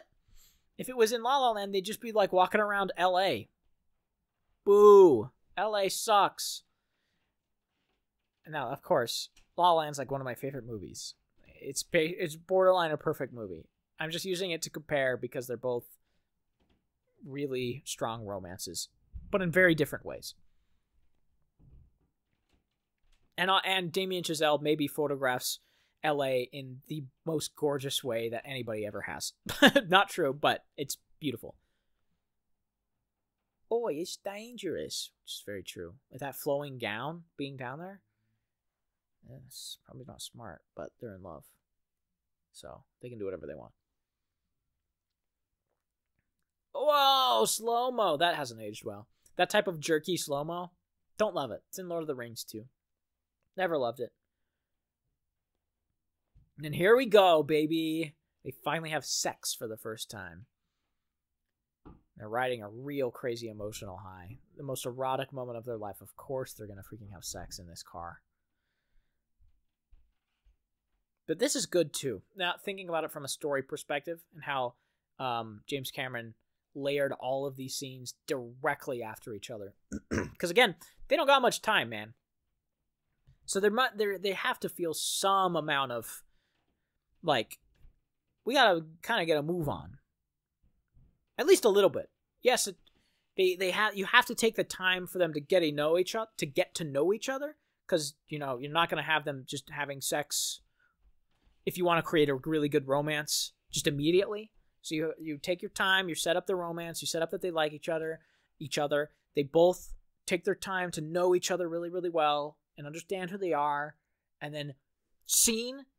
The relationship progresses very quickly. And I like that, actually. I like that it's, boom, they have their first kiss. Boom, she's naked. Boom, they have sex. 3 scenes after each other, in a row. Boom, boom, boom, boom, boom. And of course you have the cutting away from real life to this. And that's sexy, too. Something about, like, finger kisses, dude? Whew, I'm getting hard just thinking about it. But I like that. I love that. Oh, he's grabbing her boob now. Wow. I think that's really smart. Get it out of the way. Take your time setting it up so that these moments mean something, but then get it out of the way fast. because these moments aren't what makes those, you know, having sex is not iconic. Having somebody hit the glass is not iconic. But here we go. This is interesting too. These are our 2 iceberg watch guys. So this is the night that the ship sinks, and there's a lot of speculation around these the iceberg watches and this man here, Murdoch, I think is his name, first officer or second officer. I think it's first officer Murdoch. Yeah, handprint, baby. One of the most iconic shots in cinema history. I saw a thumbnail on YouTube that was literally just that, and it said yes. And that video had like 2 million views.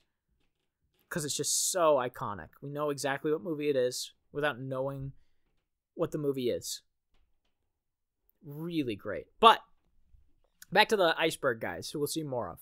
So these 2 guys, there is so much talk about them. There's so much talk about why they didn't see it, why they didn't call it out, why they didn't have binoculars. And there is a very simple, but also convoluted and weird answers to all of this.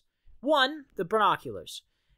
Yes, these iceberg lookouts were supposed to have binoculars, but there's a twofold problem. 1, at night, what are you going to see with them?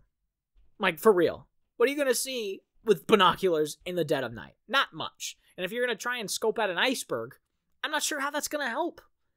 2, the binoculars, they literally couldn't get anyway, because there is a first officer, I want to say it's Murdoch or Lightoller. One of the 2, probably Murdoch, was not supposed to be on the ship. Actually, the captain fired the original first officer or second officer, and that officer went back to his home disappointed, and so disappointed, in fact, that he forgot he had the keys to the box that the binoculars were locked up in. So they couldn't get to the binoculars because they didn't have a key. So no binoculars. But even if they had them, what would they do with them? I don't know. So you say, okay, how do they not see the iceberg? It's a giant freaking piece of ice in the middle of the ocean. It's white. They should see it. No. No, they could not. If you go outside, let's just say you went outside tonight, and there was no moon in the sky. You went in your backyard. How much could you reasonably see in front of you? Not a whole lot. If you went up into a mountain somewhere or went out into the desert, no street lights, no house lights, and there's no moon in the sky, what could you see? You could see stars. You could see the Milky Way. You might see the outline of some things, like the mountains or hills or cactus or something, but you probably couldn't see that much. Now imagine you're on a boat in the middle of the ocean. There's no moon. And for once, which is incredibly rare, the Atlantic Ocean is still. There's no waves breaking on this iceberg. And it's black. You probably couldn't see that iceberg until, like they're showing here, it was way too close. And because of all of that, and this moment too where it shows the iceberg guys may have been distracted, that probably isn't true, and it's probably a little unfair to those guys. But all of this stuff is pretty accurate, where they ring and they immediately take action to avert the iceberg. The first officer, Murdoch, here does everything he can, hard to starboard, and he eventually goes to port to try and swing the ship around, but unfortunately misses. And of course, hindsight's 2020. If he plowed directly into the iceberg with the bow, the ship probably still might exist. It wouldn't have sunk if it just plowed directly into it, because it would have crumpled the front of the ship. A couple of the watertight compartments would have flooded, but it would have limped into New York, and it would have been fine. And also, that shot was awesome. It was one of the few handheld shots in the movie to show that this is a really intense moment. Most of the shots are like this, smooth. But that one shot, very few shots are handheld, and they stick out because very few are handheld. Anyway, most of this is pretty accurate. Most of this happened. Most of this is real. But I think the iceberg at this time of night, at this specific day, I'm not sure they could have missed it. Now, obviously, so many people are on the ship. So many people have gotten blame for hitting the iceberg. So many people have been said to done the wrong thing at the wrong time or whatever. Also, that iceberg doesn't look good. It looks like paper mache. And this underwater shot when it hits doesn't look that great. The ship can turn really fast for how big it is. There's so many things here. I'm just not sure if there's anyone to blame. I think it's just inevitable. This shot doesn't do its justice because it just looks like there's one single iceberg out in the middle of the ocean all alone, and somehow they managed to hit that one iceberg. That's not true. They were in an ice field that when the sun came up was just like the most, just ice everywhere. It was everywhere. So I think the Titanic was just doomed. And unfortunately, a lot of these people have just been painted in a bad light, whether it's through this movie or other movies or text or just, the Mandela effect. But also that shot of the water rushing in probably wouldn't happen because it was really small, really tiny breaks in the hull, actually. It wasn't these giant gashes. It wasn't water shooting in or anything. It was really small, tiny cuts in the hull. And that's ultimately why it sunk so slow, because it wasn't filling up that fast. I mean, it was filling up fast for the most part, but it was tiny little cuts. And that was enough to sink her. That's why it took 2.5 hours. But I just don't know if there's anyone to blame. Obviously, this movie makes things, it embellishes things, and I'm fine with that. I'm fine with that conversation of the White Star official guy saying we should push the engines to make it go faster. I'm fine with that. Give the audience a kind of motivation for the reason why this iceberg's hit, or the iceberg guys being distracted. Sure, didn't happen, but I'm fine with it from a storytelling perspective. It gets a little murky when you paint some of these characters in a bad light, which we'll see later and we can talk about. Because there's the first officer, Murdoch, his family actually has kind of denounced the movie because of the way it paints him, which is unfortunate. Because he, by all accounts, did everything right. Yeah, I don't know. I think it was doomed. I really do. I think the ship was just doomed from the start. Or not from the start, but just that specific day was so bad. It was so specific. The atmosphere, the conditions, the ice, the water, the stillness, all of that affected the atmosphere in such a way where there's actual like anomalies happen. Like the air was bending in a weird way, which also didn't help with them seeing the iceberg. In fact, there is a ship that saw the Titanic's flares, but because of the atmospheric anomaly, they legitimately thought that they were like fireworks. They were like off rhythm. They didn't like see them as distress flares. They were seeing them as if they were miles further away than they actually were. And the Titanic looked like a ship that was half of its size, I think, because of this atmosphere anomaly. Where I mean, it's this gigantic ship and it looks tiny because of it. So they didn't think that it was the Titanic. So they didn't believe that it had radio communications because Titanic was the only ship, one of the only ships in the area with radio. So there was actually a ship that could have came to the rescue that ultimately didn't because of all those factors. And it sucks. It's just that night, man. If it was the next day, it may not have been just doomed. But because it was that day, it was doomed. It was just doomed. It was, I hate to say fate because I don't really love the idea of fate where it's just things are going to happen. But in this case, it kind of does feel that way. Hey, the rats. Now things are going to get really interesting. This is our midpoint. Really, another strong story beat. Midpoint, again, false low, false high. The low in this case is that the ship is sinking. The false low, because it's even going to get lower. And so that's a brilliant midpoint. And this is also true. Really interesting. The ship was deemed unsinkable, obviously. You hear that all the time. People on the Titanic talk about it. People in this movie talk about it. Nobody believed it was sinking. Even though it just hit ice, everybody was like, yeah, it's fine. They're playing with ice. Even though things are a little frantic with the captain and the ship's designer here, nobody believes that it's bad. Jack says it's bad because, this character has intuition, whatever. But later in the movie, you'll see that, people didn't, they're just like, oh, we're stopped, whatever. Nobody believed it would sink because it was unsinkable.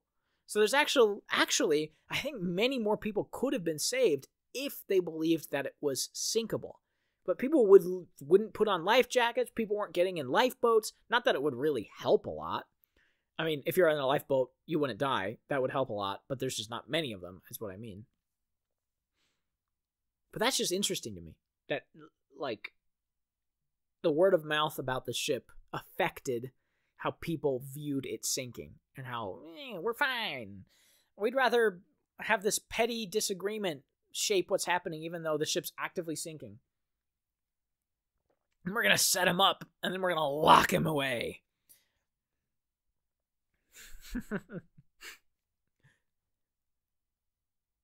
So that plays into the story as well. And I like that. I like that it's historically accurate in a way that doesn't feel like it's pushing you to say, hey, this is real. This actually happened. Because that happens a lot in these biopic things. It's like, yeah, that really happened. Look at this. We did that. We did the thing that happened for real. And in this, it's like, yeah, these people didn't care that the ship was sinking because they didn't believe it was. So yeah, they're going to try and frame this guy because my fiance was with him. And I don't like that, even though the ship's sinking. And because we're dilly-dallying, we're risking our lives.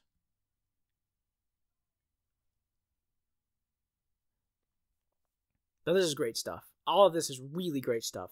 I think I have my issues with the first half and how some of the things happen, how some things are laid on a little thick. And there are a couple issues in the second half that I have. Not much, but this second half is really brilliant stuff.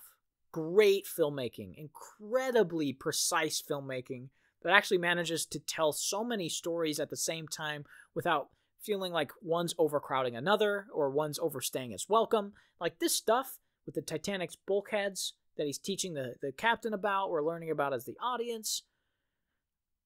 And then it gets in, it gets out. It tells you what you need to know, and it gets out. It doesn't feel expository either. It's brilliant because the ship's designer is going to know more than these people. He's going to know more. As he says that Titanic will founder, the Titanic's going to sink, we're learning that as the audience. They're telling us as the audience. But because he's telling these people, the captain, and these other people that wouldn't know it either, it doesn't feel like exposition. And that's brilliant filmmaking. When you can tell the audience something without making it feel like you're telling the audience something, freaking clap, dude. Clap for some brilliance. And that close-up is awesome. The gravity of the situation is setting in an out-of-focus close-up.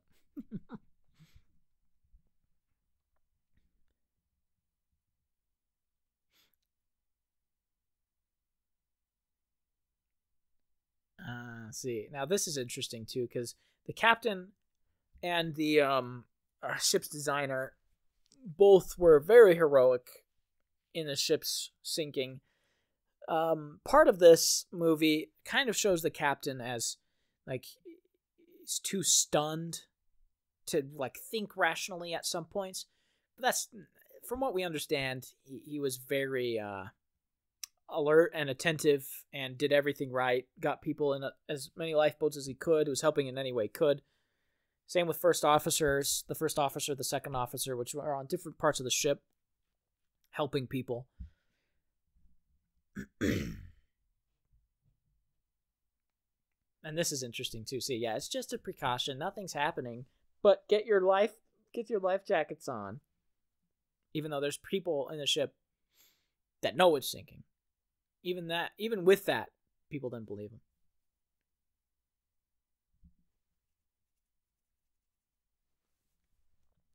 Now this is interesting too. So this is the radio room, and it's one of the very few ships at the time, the biggest ship at the time that had it. It was new technology.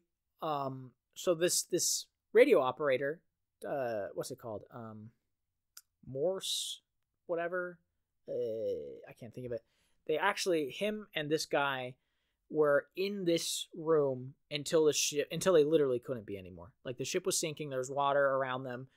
And they were afraid that it was gonna like explode or something, so they left at that point. But ultimately, they were in the ship until it pretty much went down, sending every distress signal they could to anyone that would listen. And most of the ships at the time, they either didn't have that technology, or the ones that did, they were asleep at this time. They just went to bed because there's very few people that could actually operate it. They were nerds. They're like PC builder geeks at equivalent at the time, because it was such new technology. They were sending they had like nerdy call signs too that they were sending out. And there's only one ship that got the distress signal. I think his name's the Carpathia. That got the distress signal and actually came to help, because either they didn't believe that the Titanic was sinking, or they didn't have the technology to know that it was from the distress calls. So only one ship with one radio guy actually got the news, even though they were in there all night. Because, interestingly enough, it was a feature of the ship that was widely marketed, that you could send like telegrams back to your loved ones at home or to the people that are waiting for you. So they actually had those two operators basically day and night just transmitting messages from the passengers to home or to people waiting for them like crazy.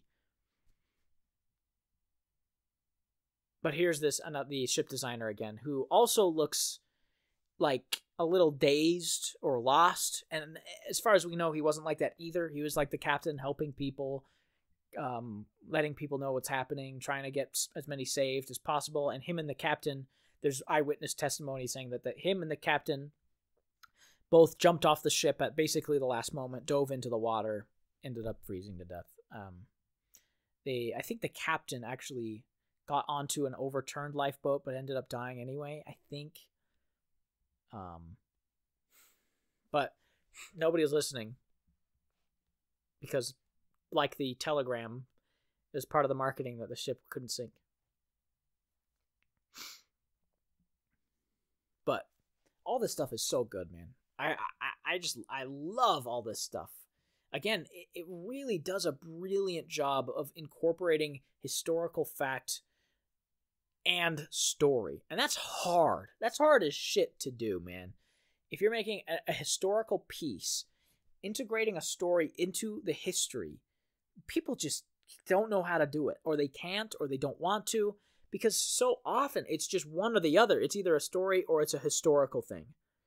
Like, look at this, Freddie Mercury. He went out to Live Aid and he did that. And that's the only text of the scene, is that he did Live Aid. There's no subtext. There's nothing going on. Oh, he did Live Aid. Whereas in Titanic, the ship is sinking. People didn't believe it. So now we can tell our story through that lens. We can actually change our story to make it more interesting without making it on the nose. And this is interesting stuff too. I'm just going to say everything's interesting, but I love this bit where he's talking to, I think this is the second officer, Lightaller, I think's his name. So he's on part of the ship. He's on one side of the ship, and First Officer Murdoch is on the other side of the ship. And this order is actually given, where they say women and children first. Women and children first onto the lifeboats. However, they were doing it differently. So Lightaller, if I'm not mistaken, he was letting women and children on the lifeboats first.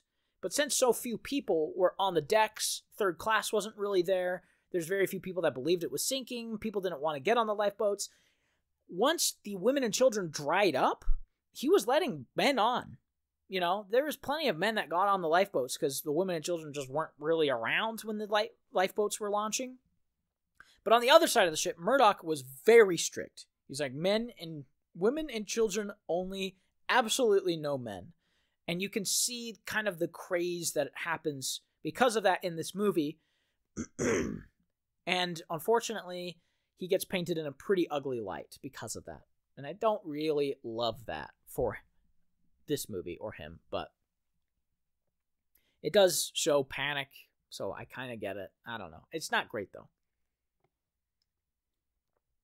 But this is a part that I want to talk about, I alluded to earlier, where in third class, was locked behind these fences. Now, that did happen. Excuse me. But it doesn't happen like it didn't happen like it does in this movie.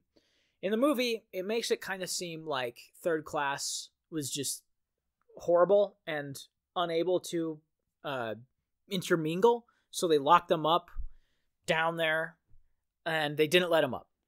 Now, that was not true. They did lock the gates because of, I think it was health and safety. They wanted to keep people that were more likely to have lice or have diseases away from people that didn't. So they lock them up for health and safety reasons. But in an emergency, as they're currently in, obviously, and now look how low the bow is. That's awesome. They actually did unlock them. They unlocked the gates because, it was an emergency, and part of like emergency code or whatever it was, if third class, if there's an emergency, let them up. So they did. So this whole bit of them running around trying to find an opening, it's fabricated, but it's for a movie's sake. So again, I'm fine with it. There's a lot of changes from history, intentionally or not, that I'm completely fine with, because it's a movie. I can't expect, nobody should or can expect a movie to be historically accurate, because that'd be boring as shit. Go watch a documentary. Why get Leonardo DiCaprio and Kate Winslet in a movie that's 100% historically accurate where those characters don't exist? The second you put fake characters onto a ship, I go, all right. As long as the ship looks accurate, feels accurate, has a lot of accurate moments, I'm cool, bro. Make your romance. Kate Winslet's rebelling. Oh my gosh. The water's freezing and there aren't enough boats. Okay, hey. I alluded to this earlier too. Lifeboats. So many people say, if there was enough lifeboats, everybody would have survived. Oh my gosh, why weren't there so many lifeboats? Why? There's not enough lifeboats. Oh my gosh. Here's the thing. It was 1912. Lifeboats, they sucked ass. Look at them. And then compare that to the lifeboats of today. Our big, gigantic orange things that are closed top and they can freaking cruise on their own. Lifeboats sucked. They're just like canoes that they crammed as many people as possible in. So lifeboats at the time were not seen as the getaway device of a ship. They were seen as basically just a means to get on another ship. They were just seen as like a end-all precaution. Nobody intended to use them. Nobody wanted to use them. They were incredibly dangerous. Any ship that sunk in the Atlantic, if you were in a lifeboat, you would have not a ton better odds of surviving as people that weren't in them. Like, obviously, in this case, where the water is 30 degrees, you have much better odds. But typically, the Atlantic is a violent place to be. The sea is churning, boiling, waves are constantly hitting. So there are plenty of examples of ships around the time where they sink, people get in lifeboats, and everybody dies. Literally every single person on the ship dies, regardless if they were in the lifeboats or not. So lifeboats were not seen as something that was actually viable. So they had a lot on there, kind of just for show. They'd say, yeah, we'll use them to get onto a different ship in case of emergency. And that's it. They weren't seen as something that would actually save people's lives. They were dinky, they were horrible, they were wooden, they had an open top. They were terrible. They were not meant to be in the ocean. If that boat was on a lake, yeah, it'd be fine. But this is the Atlantic Ocean. It's freezing. It's rough. They would capsize at the flip of a dime. So criticizing Harlan and Wolff, or the White Star Line in general, for the safety regulations that were poor, there's more to it, Obviously, if there was more lifeboats, more people would have survived. Yes, but also safety regulations, because the water was so clear and fine at the time. But obviously, the safety regulations were just different. They just didn't believe in them. So, okay, well, I only have a handful, and then we'll probably be fine. In fact, after the Titanic sank, there were sweeping safety changes where lifeboats were now still supposed to have like 110 or 120% capacity for the ship's crew and people on board. So now, regardless, a ship is going to have enough capacity in lifeboats for everybody because of the Titanic sinking. But actually, interestingly, because of that, a lot of ships suffered at the time because they weren't built to have that many lifeboats. There's a famous example of a ship that was retrofitted with enough lifeboats for its entire crew and passengers, and they had no space for them because ships couldn't accommodate those many lifeboats. So they would be putting them on the top of the ship. They'd be putting them wherever there was extra space, which made ships top heavy. It made the ships unbalanced, and often ships would sink because of that. There's maybe not often, but ships did sink because of that, because they just weren't made to have that many lifeboats at the time, because they weren't seen as something that would actually work. Even though they ended up saving several hundred people because the ocean was so beautiful on that night and perfect and serene. So yeah, more people would have survived if there was more. Yes, but also safety regulations, horrible at the time, but also lifeboats, also horrible at the time. So there you go. There's the lifeboat spiel. Lifeboats, lifeboats, lifeboats. Gaga goo goo. Lifeboats, gaga geeky. So everybody can freaking stop screaming about the lifeboats, because now we know. It's really no one's fault, unfortunately. It's so easy, especially in modern times with social media, where everything happens immediately. You can get access to everything immediately. Everything has to be a problem. Everything has to have, everyone wants to point a finger at something to be the reason. And if there's anything I've learned about the Titanic, it's that pretty much every myth about why it sank or who was responsible is just wrong. Unfortunately, it was just a force majeure, which is a pretentious way of saying an act of God. It just happened. Not that I believe or not in God. It just happened. They hit an iceberg. They couldn't see it. They couldn't turn fast enough because it was too late. It was too close. No one to blame. Just an iceberg in an ice field that they hit. Yeah, I mean, what else can you say? The more you learn about it, the more it is frustrating, obviously, not to have a clear answer. It's frustrating not to say, this is why the Titanic sank. This is why so many people died. And this would have helped everybody survive. Or this, they could have done that. Or this or that. But honestly, they did pretty much everything they could. Time period is just, it doesn't help that it's 1912. And the rich people are horrible. And nobody believed the ship would sink. But I do like these moments, too, as far as a film goes, where she's trying to get Jack out of this place, and everybody's kind of frantic. Because we get to see more of the ship, and we get kind of the drama of the ship actually sinking. Because that's not something that you would get, really, about studying the Titanic. You don't get the drama of the ship sinking. Yes, we can learn the facts. We can learn, the power cut off at this time. These people got off the ship at this time. The Titanic had this many lifeboats. But you don't get the drama of water is rushing in.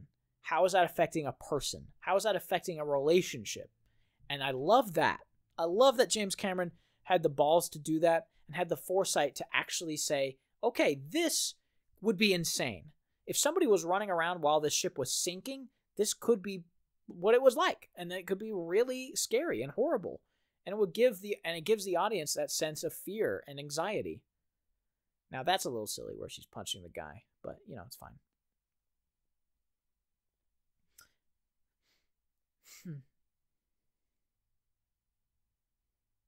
There's just so much.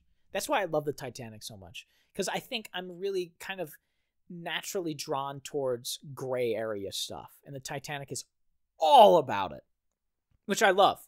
I mean, like I said, pretty much everybody in every possible position did everything that they could right. They did everything they could. So there's not a lot of gray area there, but the gray area comes in, how to avert it, what they could have done, this, that, the other thing, all these myths and speculation, theories. That's the great stuff. That's the stuff I love. Because, again, everybody wants simple fixes now. Everybody wants to, become a millionaire by forwarding an email or responding to that one guy. Everybody wants to say that this is the best movie ever because I said so. Everybody wants quick fixes. Everybody wants convenience. Everyone wants efficiency. And I've talked about that a little bit with like the architecture of the ship, and how hyper convenient and efficient everything is now. And that's just how people are as well. We just, the easier the better. And like, I get it. It's nice to have food directly delivered to your door. That's sick as hell, dude. I could just order like a pizza and it will show up in 20 minutes at my door without me having to do anything except pay like $1 extra. That's sweet. That's fun. But because of that, everything is different. Everything's a little different. Everybody expects things. Everybody has certain standards and expectations for literally everything. You go on Twitter on any day of the year, and there's one thing happening, and it's immediate, and then it's forgotten. Immediate and forgotten. Immediate and forgotten. Dopamine, dopamine, dopamine. Whereas history is not that kind. History is very frequently not one thing. Like, again, I mean, I love that too. The makeup there is really good, where as she's getting in this freezing water, her lips are turning purple, she's getting paler, and they even desaturated her hair in some shots. Like that shot compared to that shot to make her look more purple. When she's in a shot alone, her hair's like dark, but when she's with Leo, it's a little lighter because they didn't want to darken it up. But once he gets in the water, they'll do it. But anyway, history is just history,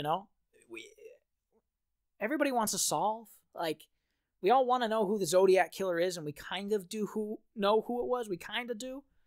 But also, we don't.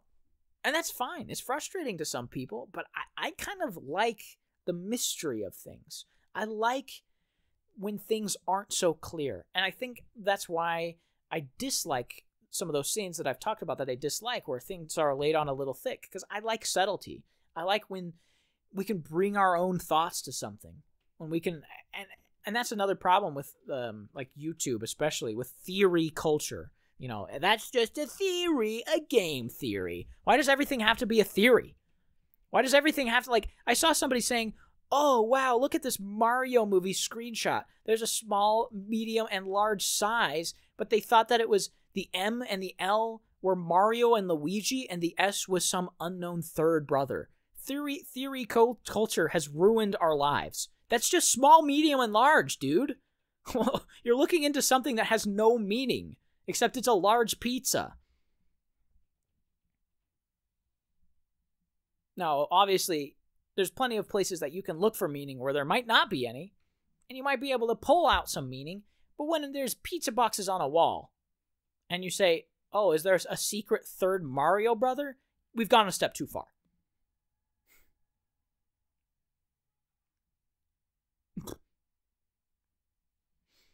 Yeah, so that's my thoughts. Now back to the Titanic. A ship that's sinking rapidly. Or not so rapidly. Now that's true, too. That boats were actually under capacity. So, yes, lifeboats could take 70 people. And Lightoller and Murdoch were both underloading passengers onto lifeboats. And there's a plethora of reasons. One, 70 people crammed on a boat. Yes, Lightoller's right. They're likely to buckle, to capsize. So you want to underdo it a little bit. But, on the other hand, again, people didn't think that it was gonna sink. And the more a ship sinks, the more it lists to one side or another, which basically just means it starts to tip. And while the Titanic was not tipping as much as many other ships are, it did twist and turn from side to side, making launching lifeboats a lot more difficult. So, of course, you want to get as many lifeboats out as possible. You want to get as many lifeboats off the ship before it's sunk as you possibly can. And they didn't get every single one, despite them going from basically the time when it started to sink till when it was all gone.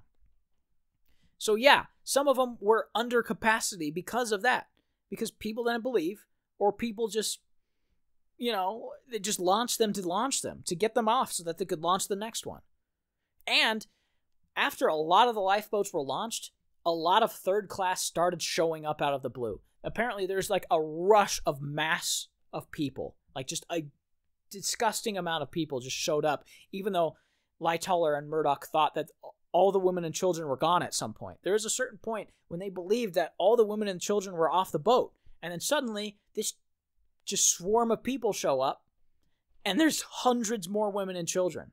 I think there's like 30, 50 children that drowned or died. Some, I probably less, but there's still women and children that drowned and froze to death because they came up after the lifeboats all launched. So there's a lot of reasons, I do like that James is pointing that stuff out, though. I think even though there's, facts that are left out or twisted a little bit, I think that it's in the movie at all is good. I actually like that because there are a lot of people that get some history out of this. And whether it's right or not, people might actually be interested in the history. This is essentially the Jurassic Park of romantic ship movies. Because Jurassic Park comes out, nobody cares about dinosaurs. Maybe some do, but not like they did when Jurassic Park came out. Because it used real science to actually show dinosaurs as they believed them to be at the time. Now again, just like this, modern science tells us a little differently, but still, it used real science to bring people into liking something they may not have before. There's a lot of people that love dinosaurs specifically because of Jurassic Park, because Jurassic Park was real at the time. It used real science, and this uses real historical fact. And that's why so many people love the Titanic, because of this movie, because of what it does for history. So many people love the Titanic because of this movie, because of how historically accurate it is. Now, this is true too, where guns were waved around to keep people back. That's true. There was actually shots fired. Witnesses say that there was guns being shot to either calm people or to push people back. I don't think anybody was actually shot, but there was guns actually shot. Which leads me to Murdoch shooting himself later. We'll see. That did not happen. I think there was somebody that, now that I think about it, I think there was somebody that shot themselves or got shot, but it wasn't Murdoch. Murdoch was very brave, and he did everything he could, and he was a good man, and the movie makes him kind of look like a bit of a scumbag, and that shoots himself because he made choices that weren't good, even though he didn't do that. But that's him right there. First Officer Murdoch. But I really like the set's so cool here, man. It's so awesome. And this is one thing that I wish would come back. And that is lighting during night. Oh my God. Watching a modern movie set at night, these scenes would be borderline unwatchable. Go watch Dune Part 2. Go watch the first Dune and try to tell me that you could see anything happening when it was dark out. Because for no good reason, cinematography now has to be natural lighting, one light source. Okay, we have to make this look as dark as it is for real. Who gives a shit? I don't want that. Who wants that? Who wants to not be able to see what's happening? That sucks. Look at Lord of the Rings. I've mentioned Lord of the Rings quite a few times on this commentary track, but because it's one of the best, 3 of the best movies ever made. They're perfect. That first movie in Lord of the Rings, when the Ring Wraith is chasing Frodo and Sam and Merry and Pippin, it's dark as balls. And you know what? I can see what's happening. And I still believe it's night. Because when you're watching a movie, there is a certain level of belief that you are suspending. You don't have to have a night shot be just black or gray. I don't want why would you want your audience to squint? This is great. I want to see stuff. And of course you could say, well, Rendan, there's lights on the ship, so of course it would be, you could see things because there was light on the ship. But if it was a modern movie, these lights would be way dimmer. You would not be able to see as much. And as soon as the lights go out, you wouldn't be able to see a damn thing in a modern movie. Once the lights go out, you can still see stuff. Can you imagine if it was modern lighting when Jack and Rose are on that like piece of paneling? Oh, you couldn't see anything. That scene would suck. No one would love that scene like they do now because I can see it. So that's the problem I have with modern cinematography. That's another side tangent that I think this movie does really well, is its lighting, and often very overlooked in filmmaking is lighting. And I've talked about the lighting quite a bit because it's basically perfect. And also, this guy, this White Star Line guy, actually did do this. He got on a lifeboat and survived. That really did happen. Now, of course, it's framed in this movie like he's kind of a scumbag. He's getting on the boat, and Murdoch sees it, and he has a moment where he's like, dang, this guy's getting on the boat, even though it was supposed to be women and children only, so he's kind of a scummy guy. It could have been a woman there. But, again, there was times where men were led on the lifeboats. So I think in his historical record, he got on a lifeboat because he was actually led on a lifeboat. So that guy is the villain of the movie. So is her fiance, and I get it. And they can be villains, and that's fine. I don't care. I don't care. If you get upset that they ruined that guy's character because he got on a boat, if you're his family, all right, I get it. But also, I'm not sure it matters a whole lot. To the film, at least. But if his name is, like, muddied in history, that's not great either. So, I don't know. Maybe it does matter. Who cares? No one's listening to this anyway. We're 2 hours and 20 minutes into a 3-hour movie, and a commentary track from a guy that didn't make the movie, has no movie credits at all, and the movie's 30 years old. So, whatever. I just like the Titanic, y'all. If you didn't get that sense already. The Lego Titanic's badass, too. If you got $730, buy that shit right now. You'll love it. Even if you don't love the Titanic, building it is really a special thing. And it looks awesome. It doesn't look like Lego. It's so crazy, actually.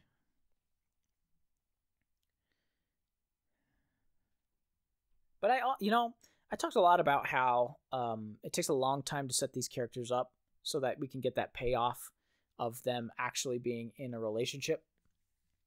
And it's great. I love it. But also, the last half of the movie is largely not, it's mostly just the ship sinking. And here's the thing about that. It would suck if we didn't like those characters. It would suck if that romance didn't work.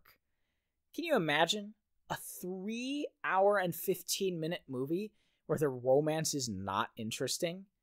Bro, I would shoot myself in Minecraft in the theater because that would suck and it would be so boring. As much as I love the Titanic, I know not everybody does, and even I would be like, when will this end? But because the movie took so much time, an hour and a half with their relationship, these moments work because we like them. We want to see them survive. And when Kate Winslet jumps off the lifeboat for him, it's a big moment because we're like, yes, true love just won. True love is setting her free. It's a great moment that has zero impact if you don't like them, if they don't spend that much time. It's important. I legitimately believe that if you're making a romance, you should spend the majority of the movie setting that romance up. It's the only way it works. I firmly believe that. That's why Call Me By Your Name is so beloved. That's why Portrait of a Lady on Fire is so beloved, because it takes so much time with those characters, setting up why they love each other, what little things they love about each other, and how they came to be together, and saving the moment when they actually first kiss or first get together for a long time. It builds the tension. It feels real. Like I said, you don't just make out on a first date really. And if you want to actually have a relationship, you typically don't. Because it just feels cheap. You didn't work for it. And especially in a movie, it really is cheap when you just go straight into something like that. You just don't care. But also, at this moment, why does this guy care? Ship's going down, and he's still like, I'm going to freaking blast Leo's head. That's a little silly. That's a little, like, schmaltzy, Steven Spielberg nonsense. That's a little much. Oh, and he just slipped on the thing he shot. See, silliness here. I don't love this. But I do like that these two lovers are going through the ship together because they don't want to be apart. Because we like them. Because I like them.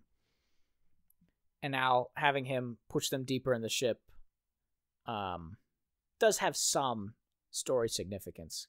Because he's pushing them deeper in. And we get to see more of the ship.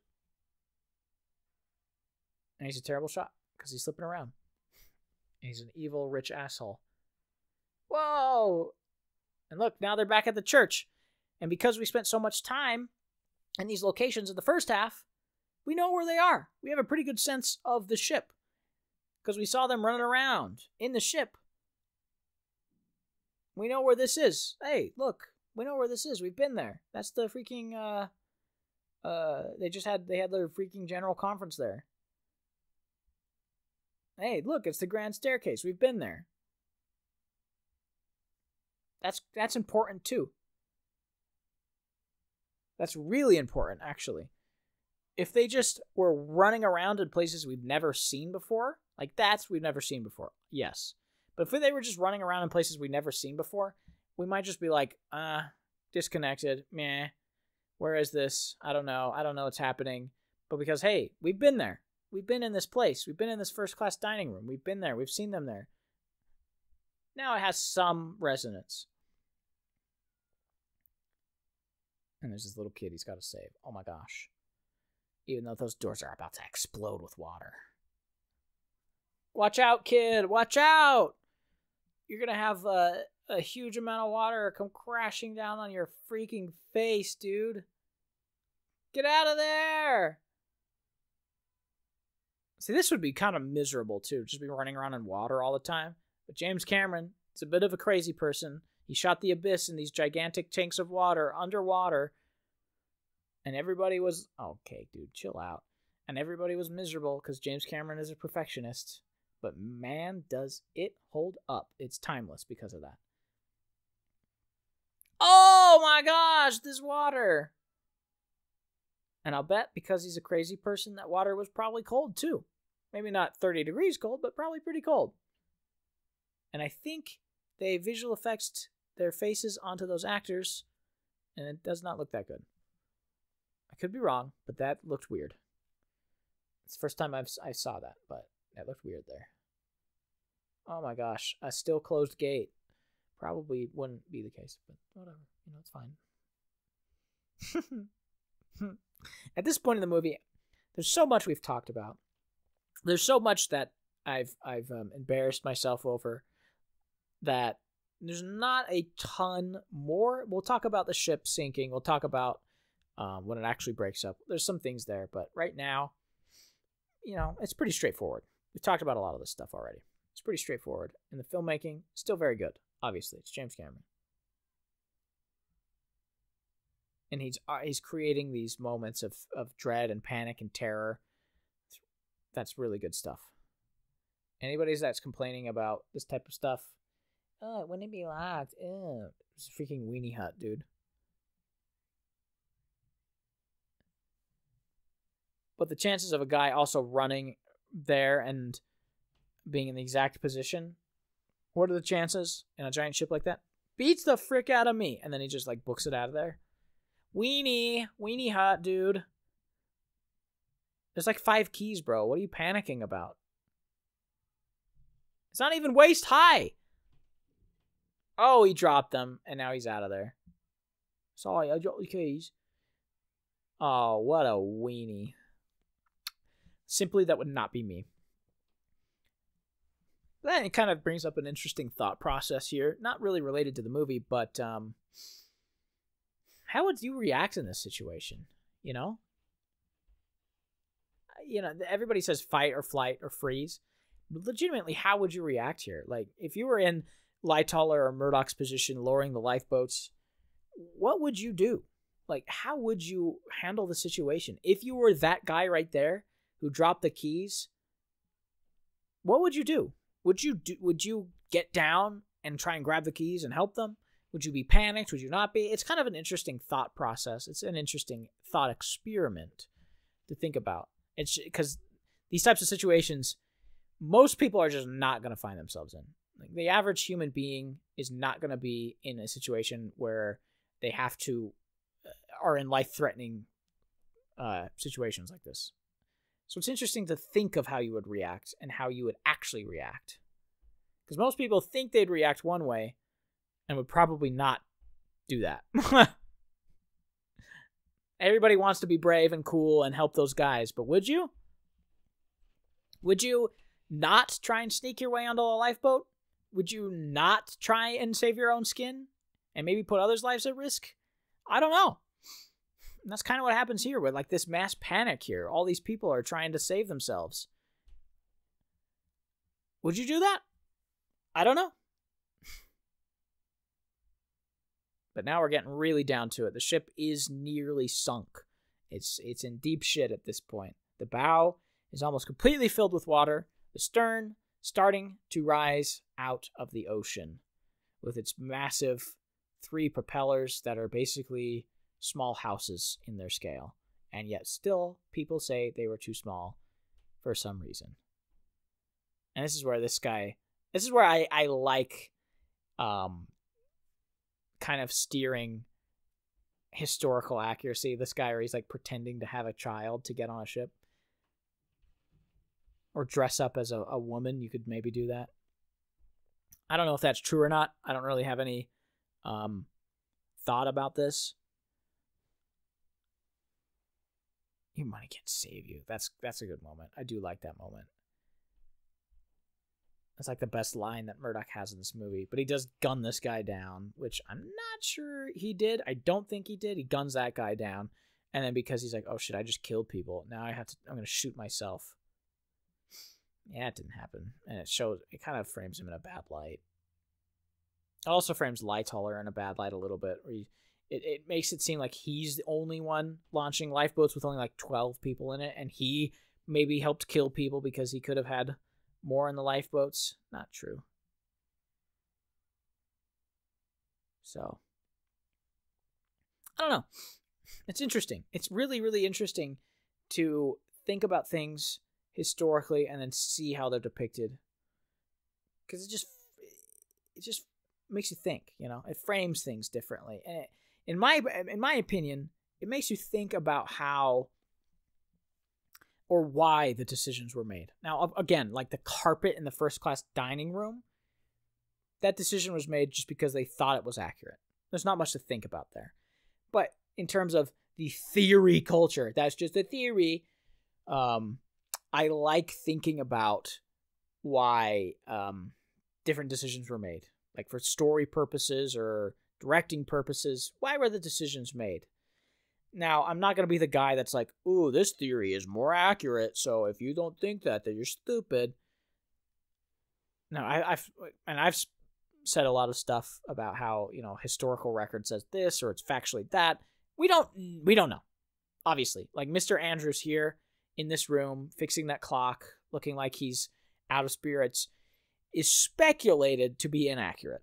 The speculated historical accuracy is that he helped people and that there's a witness that says they saw him diving off the ship. Now, how did they identify him? I'm not sure. Again, everything I've said is all still speculative because we weren't there. And many of the witnesses just were wrong. So, that's the thing. In The Killer, this did happen, though, where guys just kind of like, I'm just going to sit here and drink and be on the ship until I die. That did happen, which is kind of fun. I'm just going to sit here and die. But we just don't know. Simply and honestly, we just don't know. There's that great line in The Killer where he says, it should comfort you that I think he says 80% of false accusations are from eyewitness testimony. 80% of wrongful convictions are based on eyewitness testimony. Because people are just wrong, you know? Our eyes can legitimately deceive us. Our brains often fabricate things to make us feel better. So yeah, when a guy draws a ship breaking in two, and there's a bunch of people that says, nah, it went down all in one piece, they might have saw it going down in one piece. They might have saw it break in two. It was a moonless night, and the water was calm. You probably couldn't see much anyway. And what you think you saw, you probably think you saw. And this happened too, where they were playing music until the ship sank. Now, did they go down with the ship? Unclear, but it's speculated that they did play music until they got off the boat. Which is a nice moment too. I think it's a great moment in the movie. And it's a really cool moment historically too. I think it's awesome, actually. I love it. I really love it. And the movie plays it so well too.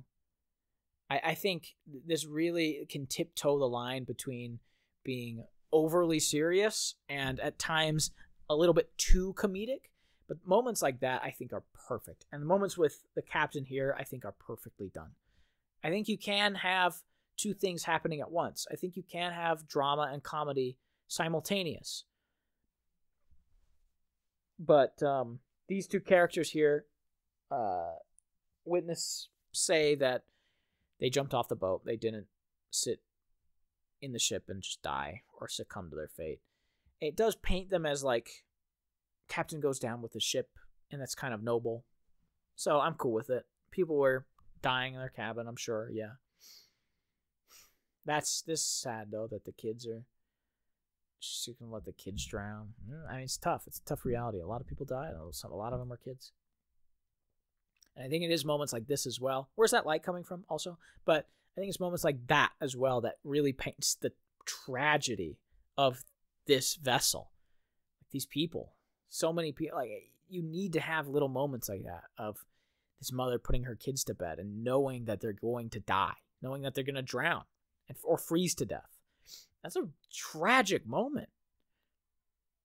And then you cut straight to this where it's just mass chaos and panic. So, again, it brings you to the thought process of where would you rather be? What would you rather do? Would you be on the deck fighting for your life, panicking, inflicting anxiety? Or would you just go to your cabin and accept death? I don't know. It's a really difficult thing to think about. And it's a really difficult part of the film and the actual historical thing because 1,500 people died. Massive loss of life.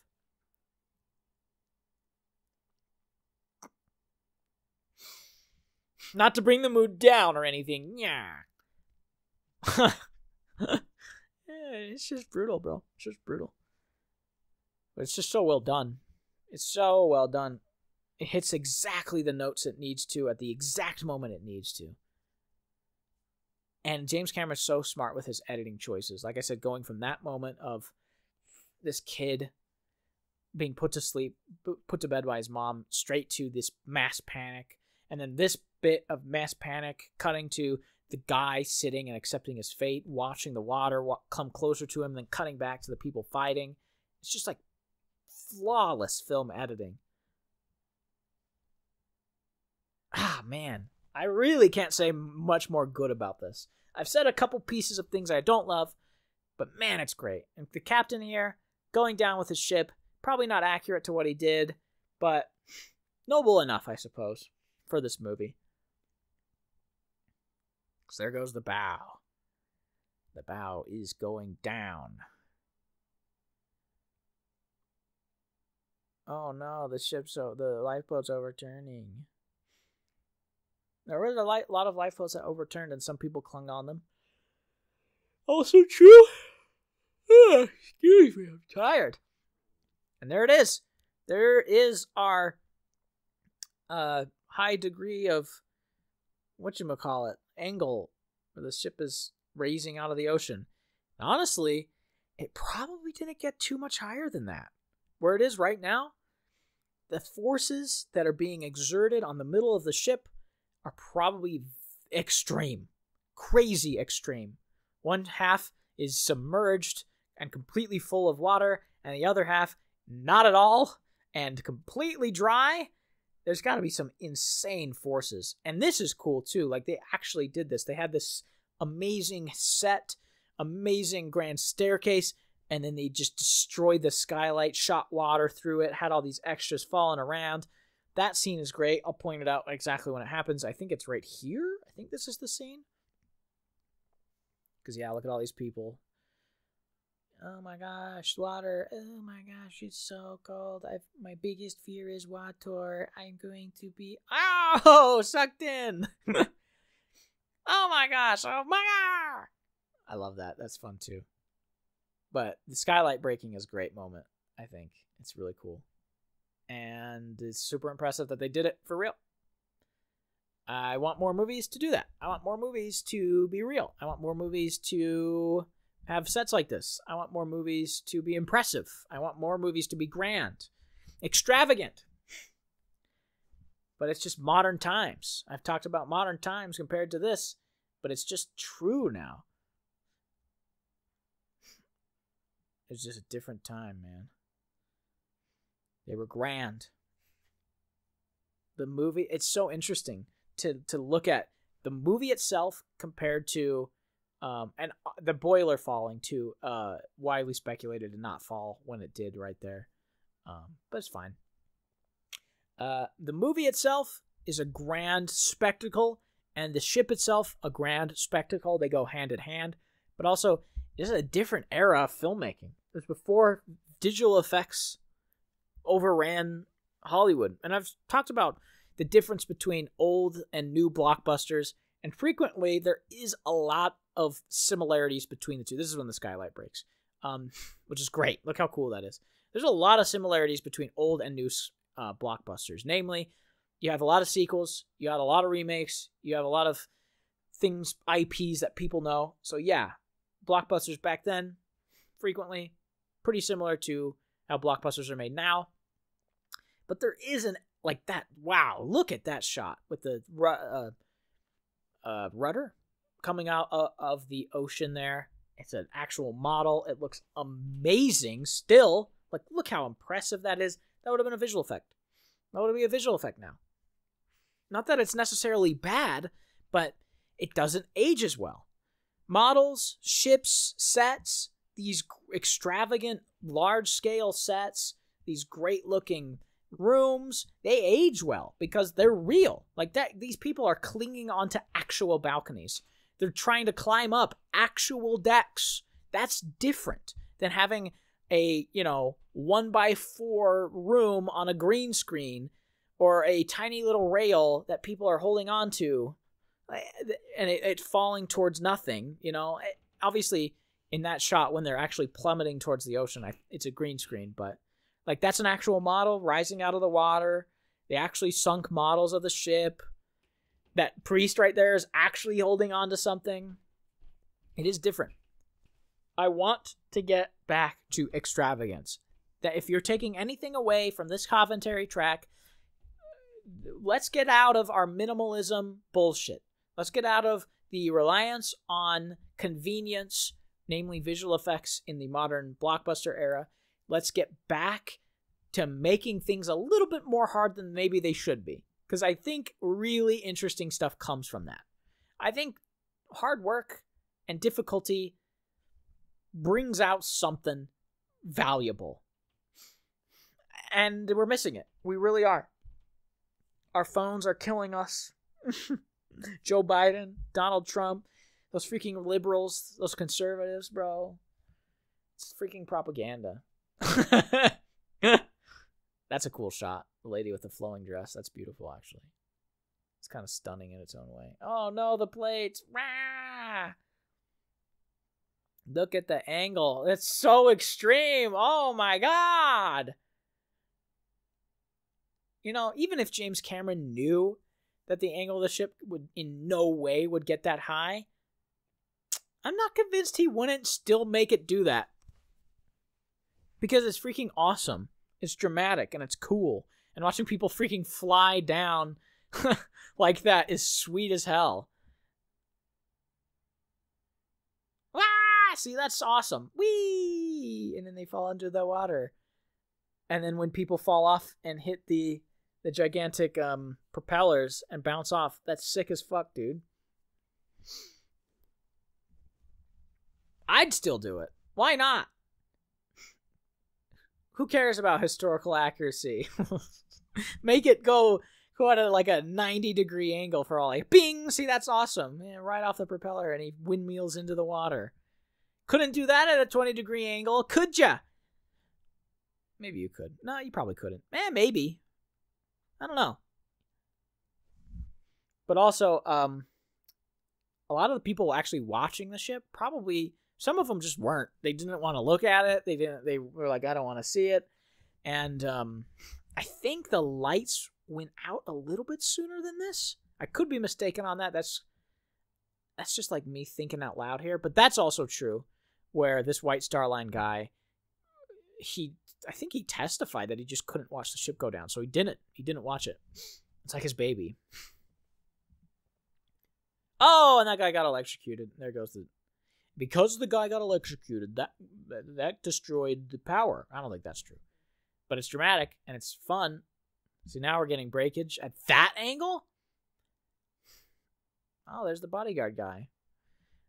Whoa! Look how cool it looks, though. God damn, man. Look at this shit. Wow. It looks so impressive. Oh, no, they're falling in.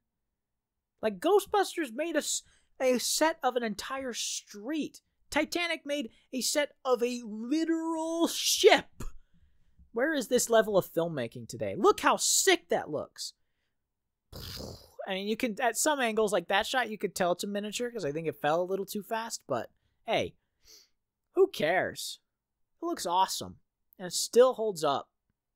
Oh, no, and it's going to go back up because the ship's pulling it down. Whoa. Also probably not true, but I don't know, actually. I can't remember if the bow pulling the stern down lifted it up at that, like, 90-degree angle. I can't remember if that's true or not. I'm going to say it's not. But also, could be. Could be. There's all kinds of theories. We don't know.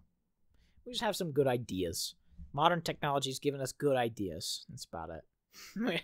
I wasn't there. You weren't there. Nobody alive was there. And the people that were, kind of unreliable. So, we don't got footage of it. This may be the closest thing we get. So, in James Cameron, I trust. But there are some things we do know for sure. Like the fourth funnel. It's not a dummy funnel. We do know that. We have blueprints of the ship. We know a lot about it. But stuff like this, where speculation comes into play, it's only speculation. Believe what you want. Believe that it went up at a 90-degree angle. Doesn't change anything. So, that's just a theory. Wah! Bonk.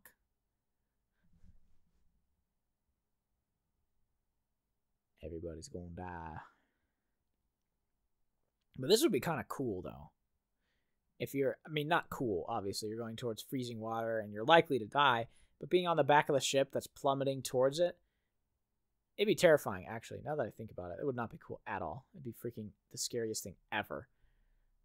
And because so many people are right around the ship, when it was sinking like that, sinking down into the water, there's so much water displaced that it was actually sucking people down with it that were off the ship already.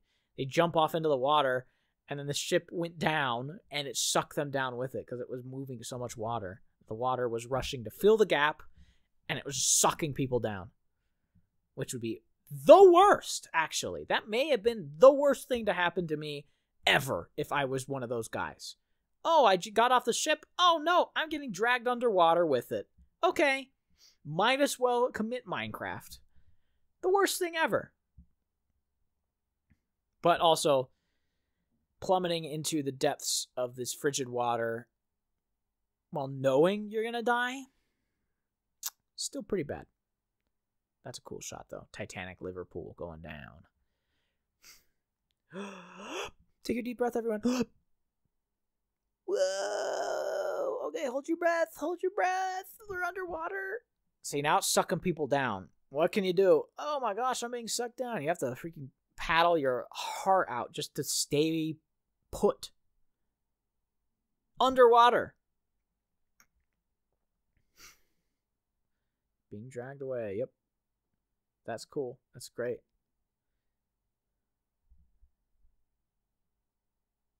Oh man, I can't imagine how miserable that would be.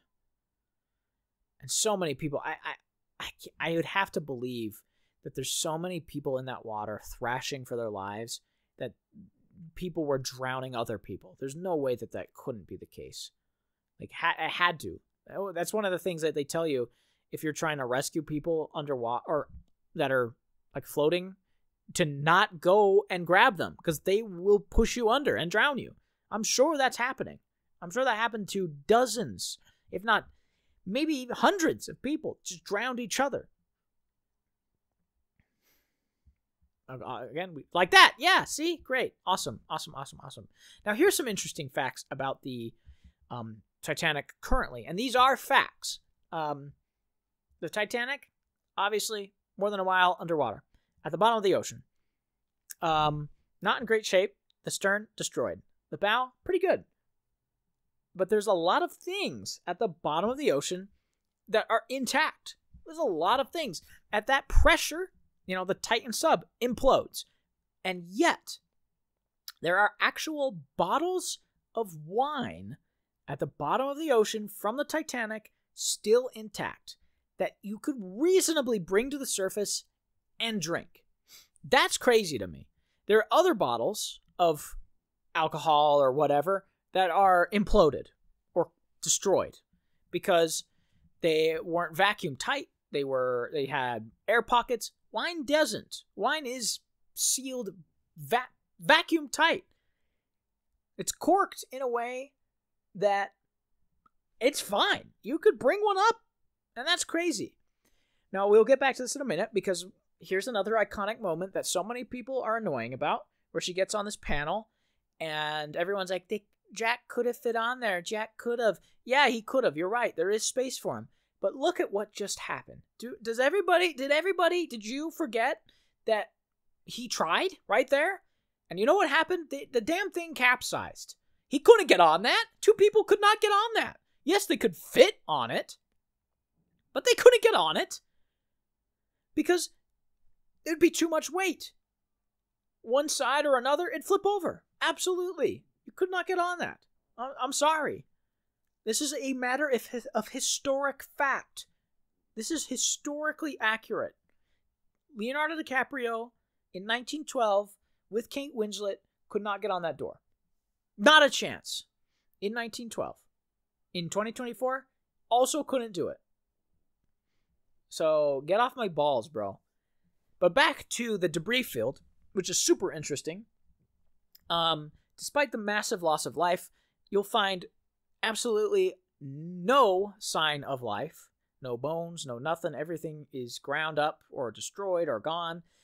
However, you will find probably something much more eerie. Shoes. You'll find a lot of shoes in the debris field of the Titanic. Because shoes, they don't implode. They're leather. Much like, unfortunately, the horrific and disturbing and grotesque Holocaust. Hate to bring it up, but one of the most infamous displays at a Holocaust museum is just mountains of shoes that were thrown out.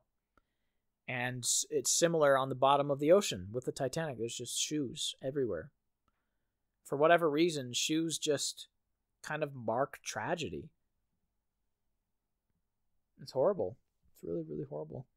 But, I mean, the debris field is crazy. It's really interesting stuff. So, okay, now we're off to debris field. Let's get back to what I was talking about earlier with modern cinematography. Look how bright it is. I can see people.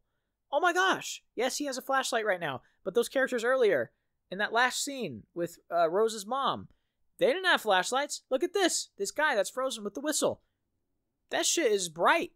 I know exactly who that is. I can see Leo. Look. Yeah, it's blue. It's very blue. Probably too blue. But I can see. And that's all I want. Why does modern cinematography have to take this and desaturate it and then take the exposure down by half? Why? Why? I still believe that it's night. Not because it's blue, but because it's dimmer and there's a little bit of like hair light.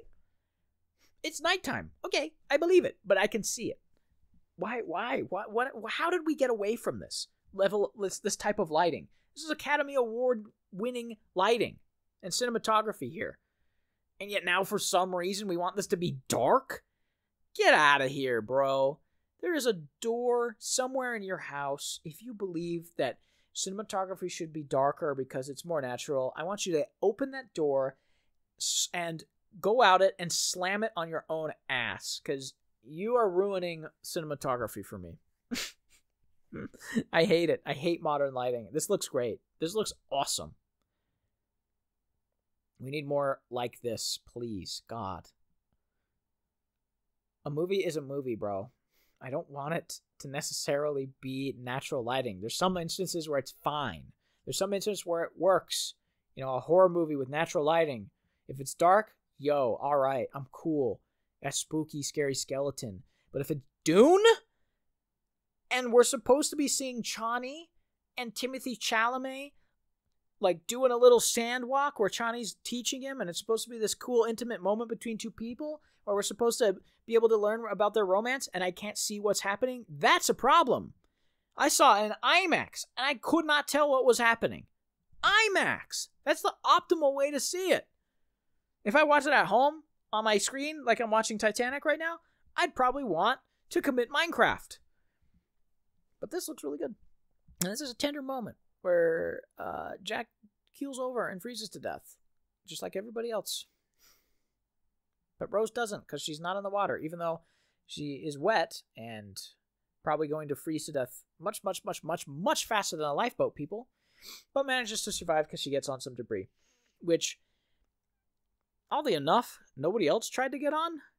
Jack couldn't protect her. If like 3 different dudes came at different angles, she'd be off that thing so quick. Not to be a Debbie Downer, but I don't know. Rich assholes, you know, saving their skin. They dump her off that in no time. Women don't got rights in 1912. Get her off that thing. I survive. I'm a businessman. But it's cool. It's a story. It's fine. Look at that. Look at that. There's no blue filter here. Still nighttime. Can see very, very well. Looks awesome, actually. Looks really cool. And that's one thing that James Cameron has unfortunately fallen into, is like, he loves blue, and I just simply don't understand it. Every movie that he made was like blue. Why? Like Terminator looks great. Terminator 2 looks good. And then like Aliens is just blue. Well, okay. Why did we do that? Titanic looks great. Avatar is blue. Everybody in it is blue. The frick, bro? What's up with blue? Why your movie blue?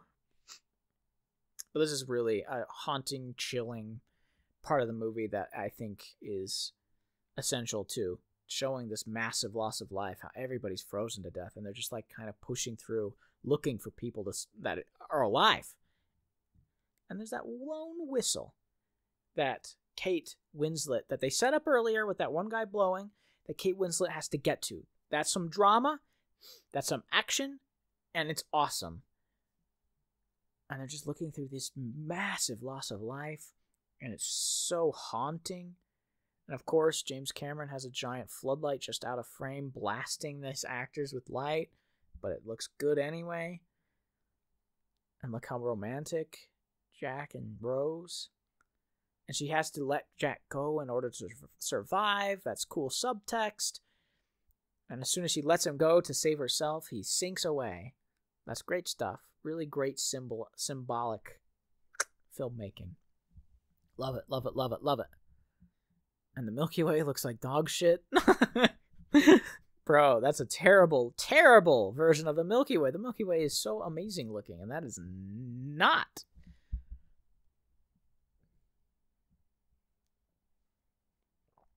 Oh man, my voice is. I'm not gonna have a voice tomorrow. Tomorrow at work. Yeah, 3 hours of Titanic, man. It's. Whew. If you made it this far, props to you, man. You're a real one for listening to this, whether you're watching the movie or not. I hope you're watching the movie because it's a commentary track for the movie. But you're a real one. I appreciate you. I'm gonna do an abridged version of this as well. So if you want to listen to this in an abridged setting, I'll have a YouTube video out about that on my main channel sooner or later. And I'm sure you'll like that if you made it this far. But if you didn't get the sense already, I love this movie. I think it's one of James Cameron's best. I haven't seen True Lies, I'll be honest. But I like it better than a lot of his other stuff. I think this is a really special film that came out at the exact right time that it needed to. And it still holds up amazingly well to this day. James Cameron wrote and directed it. I'm trying to think of now, like, what I would put this above. I like it better than The Way of Water. Way of Water, I think, is one of his weakest movies. I like it better than the original Avatar. That's a fine movie, but this is definitely better. I haven't seen True Lies. I actually like this better than Terminator 2. That's controversial, I know. But Terminator 2, I'm not in love with. I'm not in love with it. I think I like this better than Aliens as well. Also controversial. I think his sequels to other properties typically aren't great. He typically just kind of tells the same story again, except with like a bigger budget and stakes. Except pretty much just Terminator 2. It's just the same movie as the first one, just with the Terminator not being the Terminator, fighting a different Terminator. And Aliens is the same way, except it's an action movie now. So I'm not in love with them. I think they're both good movies. Don't get me wrong. I really like both of them. I think they're a lot of fun. And I really like The Abyss as well. But this is better than all three of those. It's not better than the Terminator. The first Terminator, I think, may just be his best movie. And that's probably controversial. But the first Terminator is the best thing ever. It's so great. And maybe I'll do a commentary on that someday. But this may be his second best movie now that I'm looking at it. I think it might just be. And I know I'm going to get a lot of shit for that because it's popular to dislike this movie now, I guess. People don't like this movie. Maybe because it was so popular that now it's cool not to like it, or it's popular not to like it because it was so popular.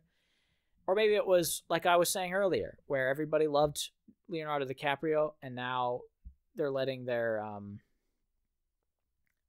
old grudges against him come out.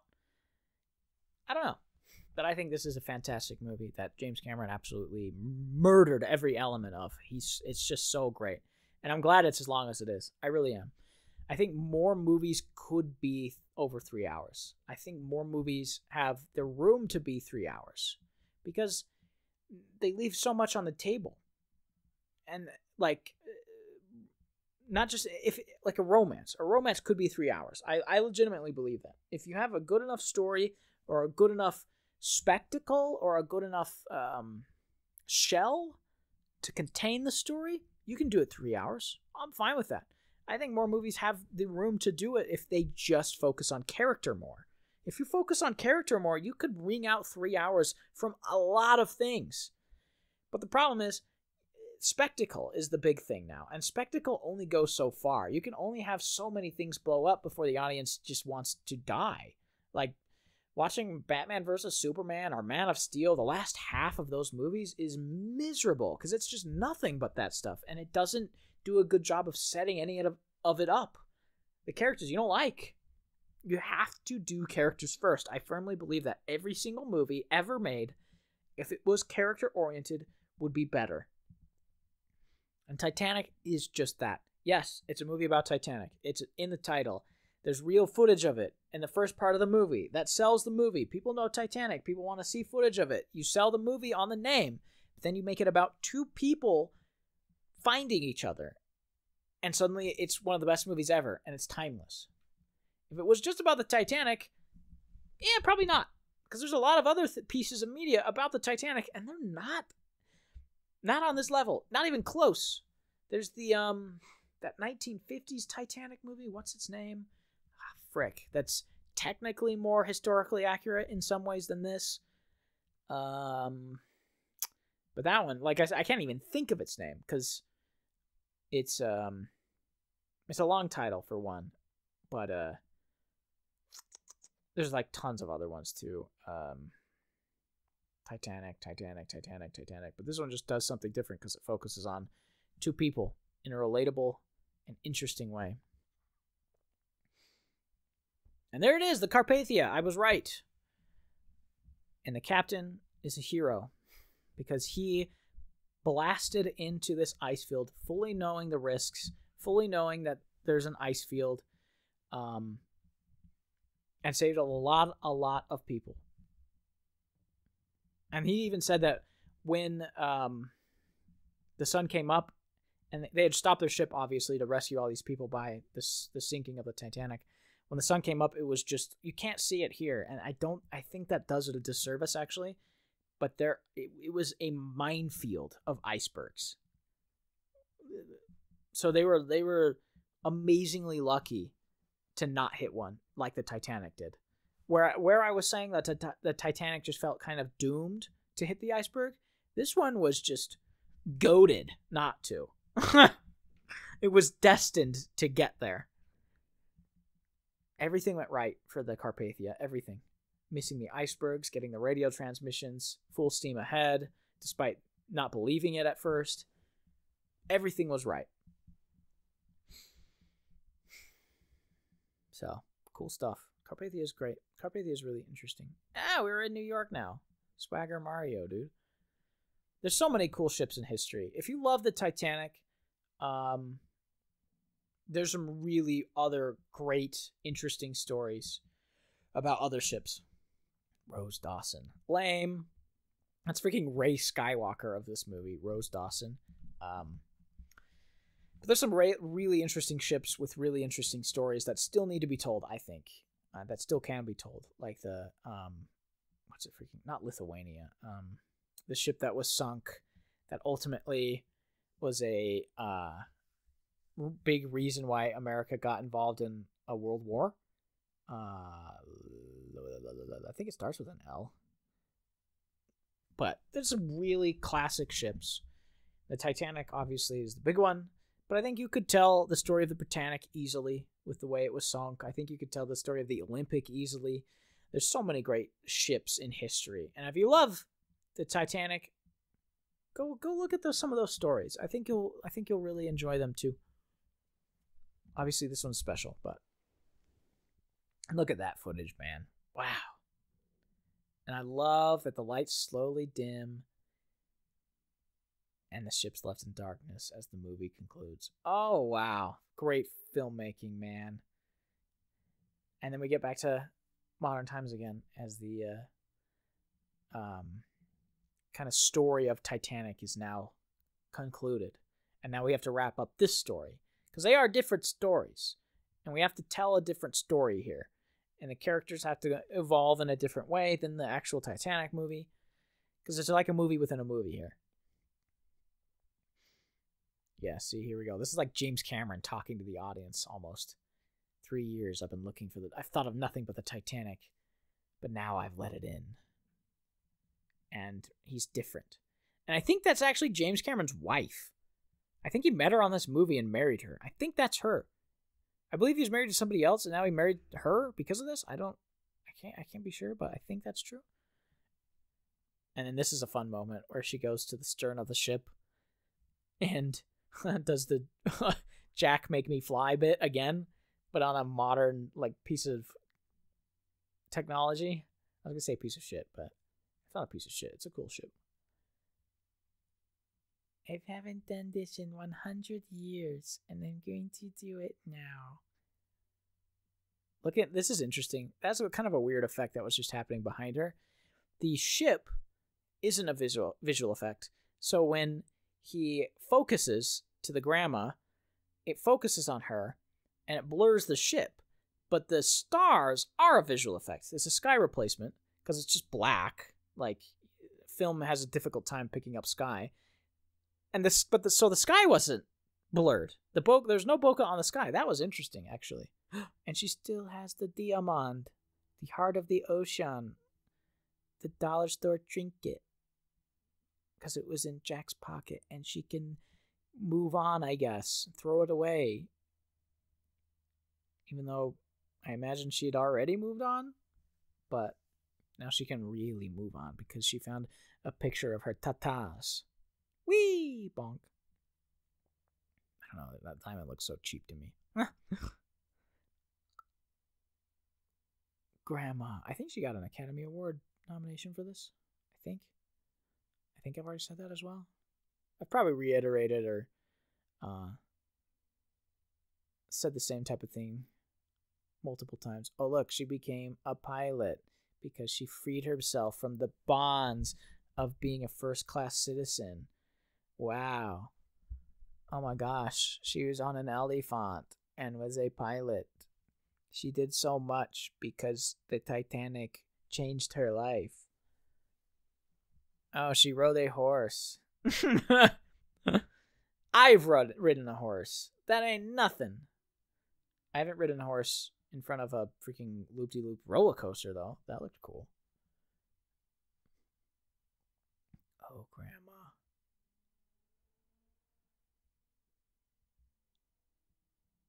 I forgot about this. The Titanic at the bottom of the ocean, and it's rushing towards it with these weird visual effects, like star effects. It's like she's dreaming about it. She's going into her mind and dreaming about the ship that changed her life. One cool fact that I didn't mention about the ship, as it transitions into how beautiful it was before it sunk, there was a swimming pool on the Titanic, and we have absolutely no idea what it looks like. It could be in really good shape. We have no clue. Because they actually sealed it. Watertight compartments were sealed on it. And it's sealed to this day. We don't know what it looks like. So the actual swimming pool on the ship, who knows what it looks like. But I love shots like this too. These kind of POV cameras going through crowds and all these people looking at it. I really love shots like that. I wish we'd see more stuff like that. Because it's kind of her POV, but also not really. Because there she is. We need more stuff like that. Sam Raimi does that all the time. Like in Army of Darkness, he loves that type of shot. Because it's cool. Because it's sick as hell. Oh, and there's King Theoden. And the skylight. Such a beautiful moment to end the movie. Her dream of a beautiful day on the Titanic where she could make out with Leo. And fade to black. And that should do it, folks. That's the Titanic. Written and directed by James Cameron. Great stuff, man. Really, really love this movie. Talked it to death, so not going to leave you with much here. Just thanks for listening, and see you next time.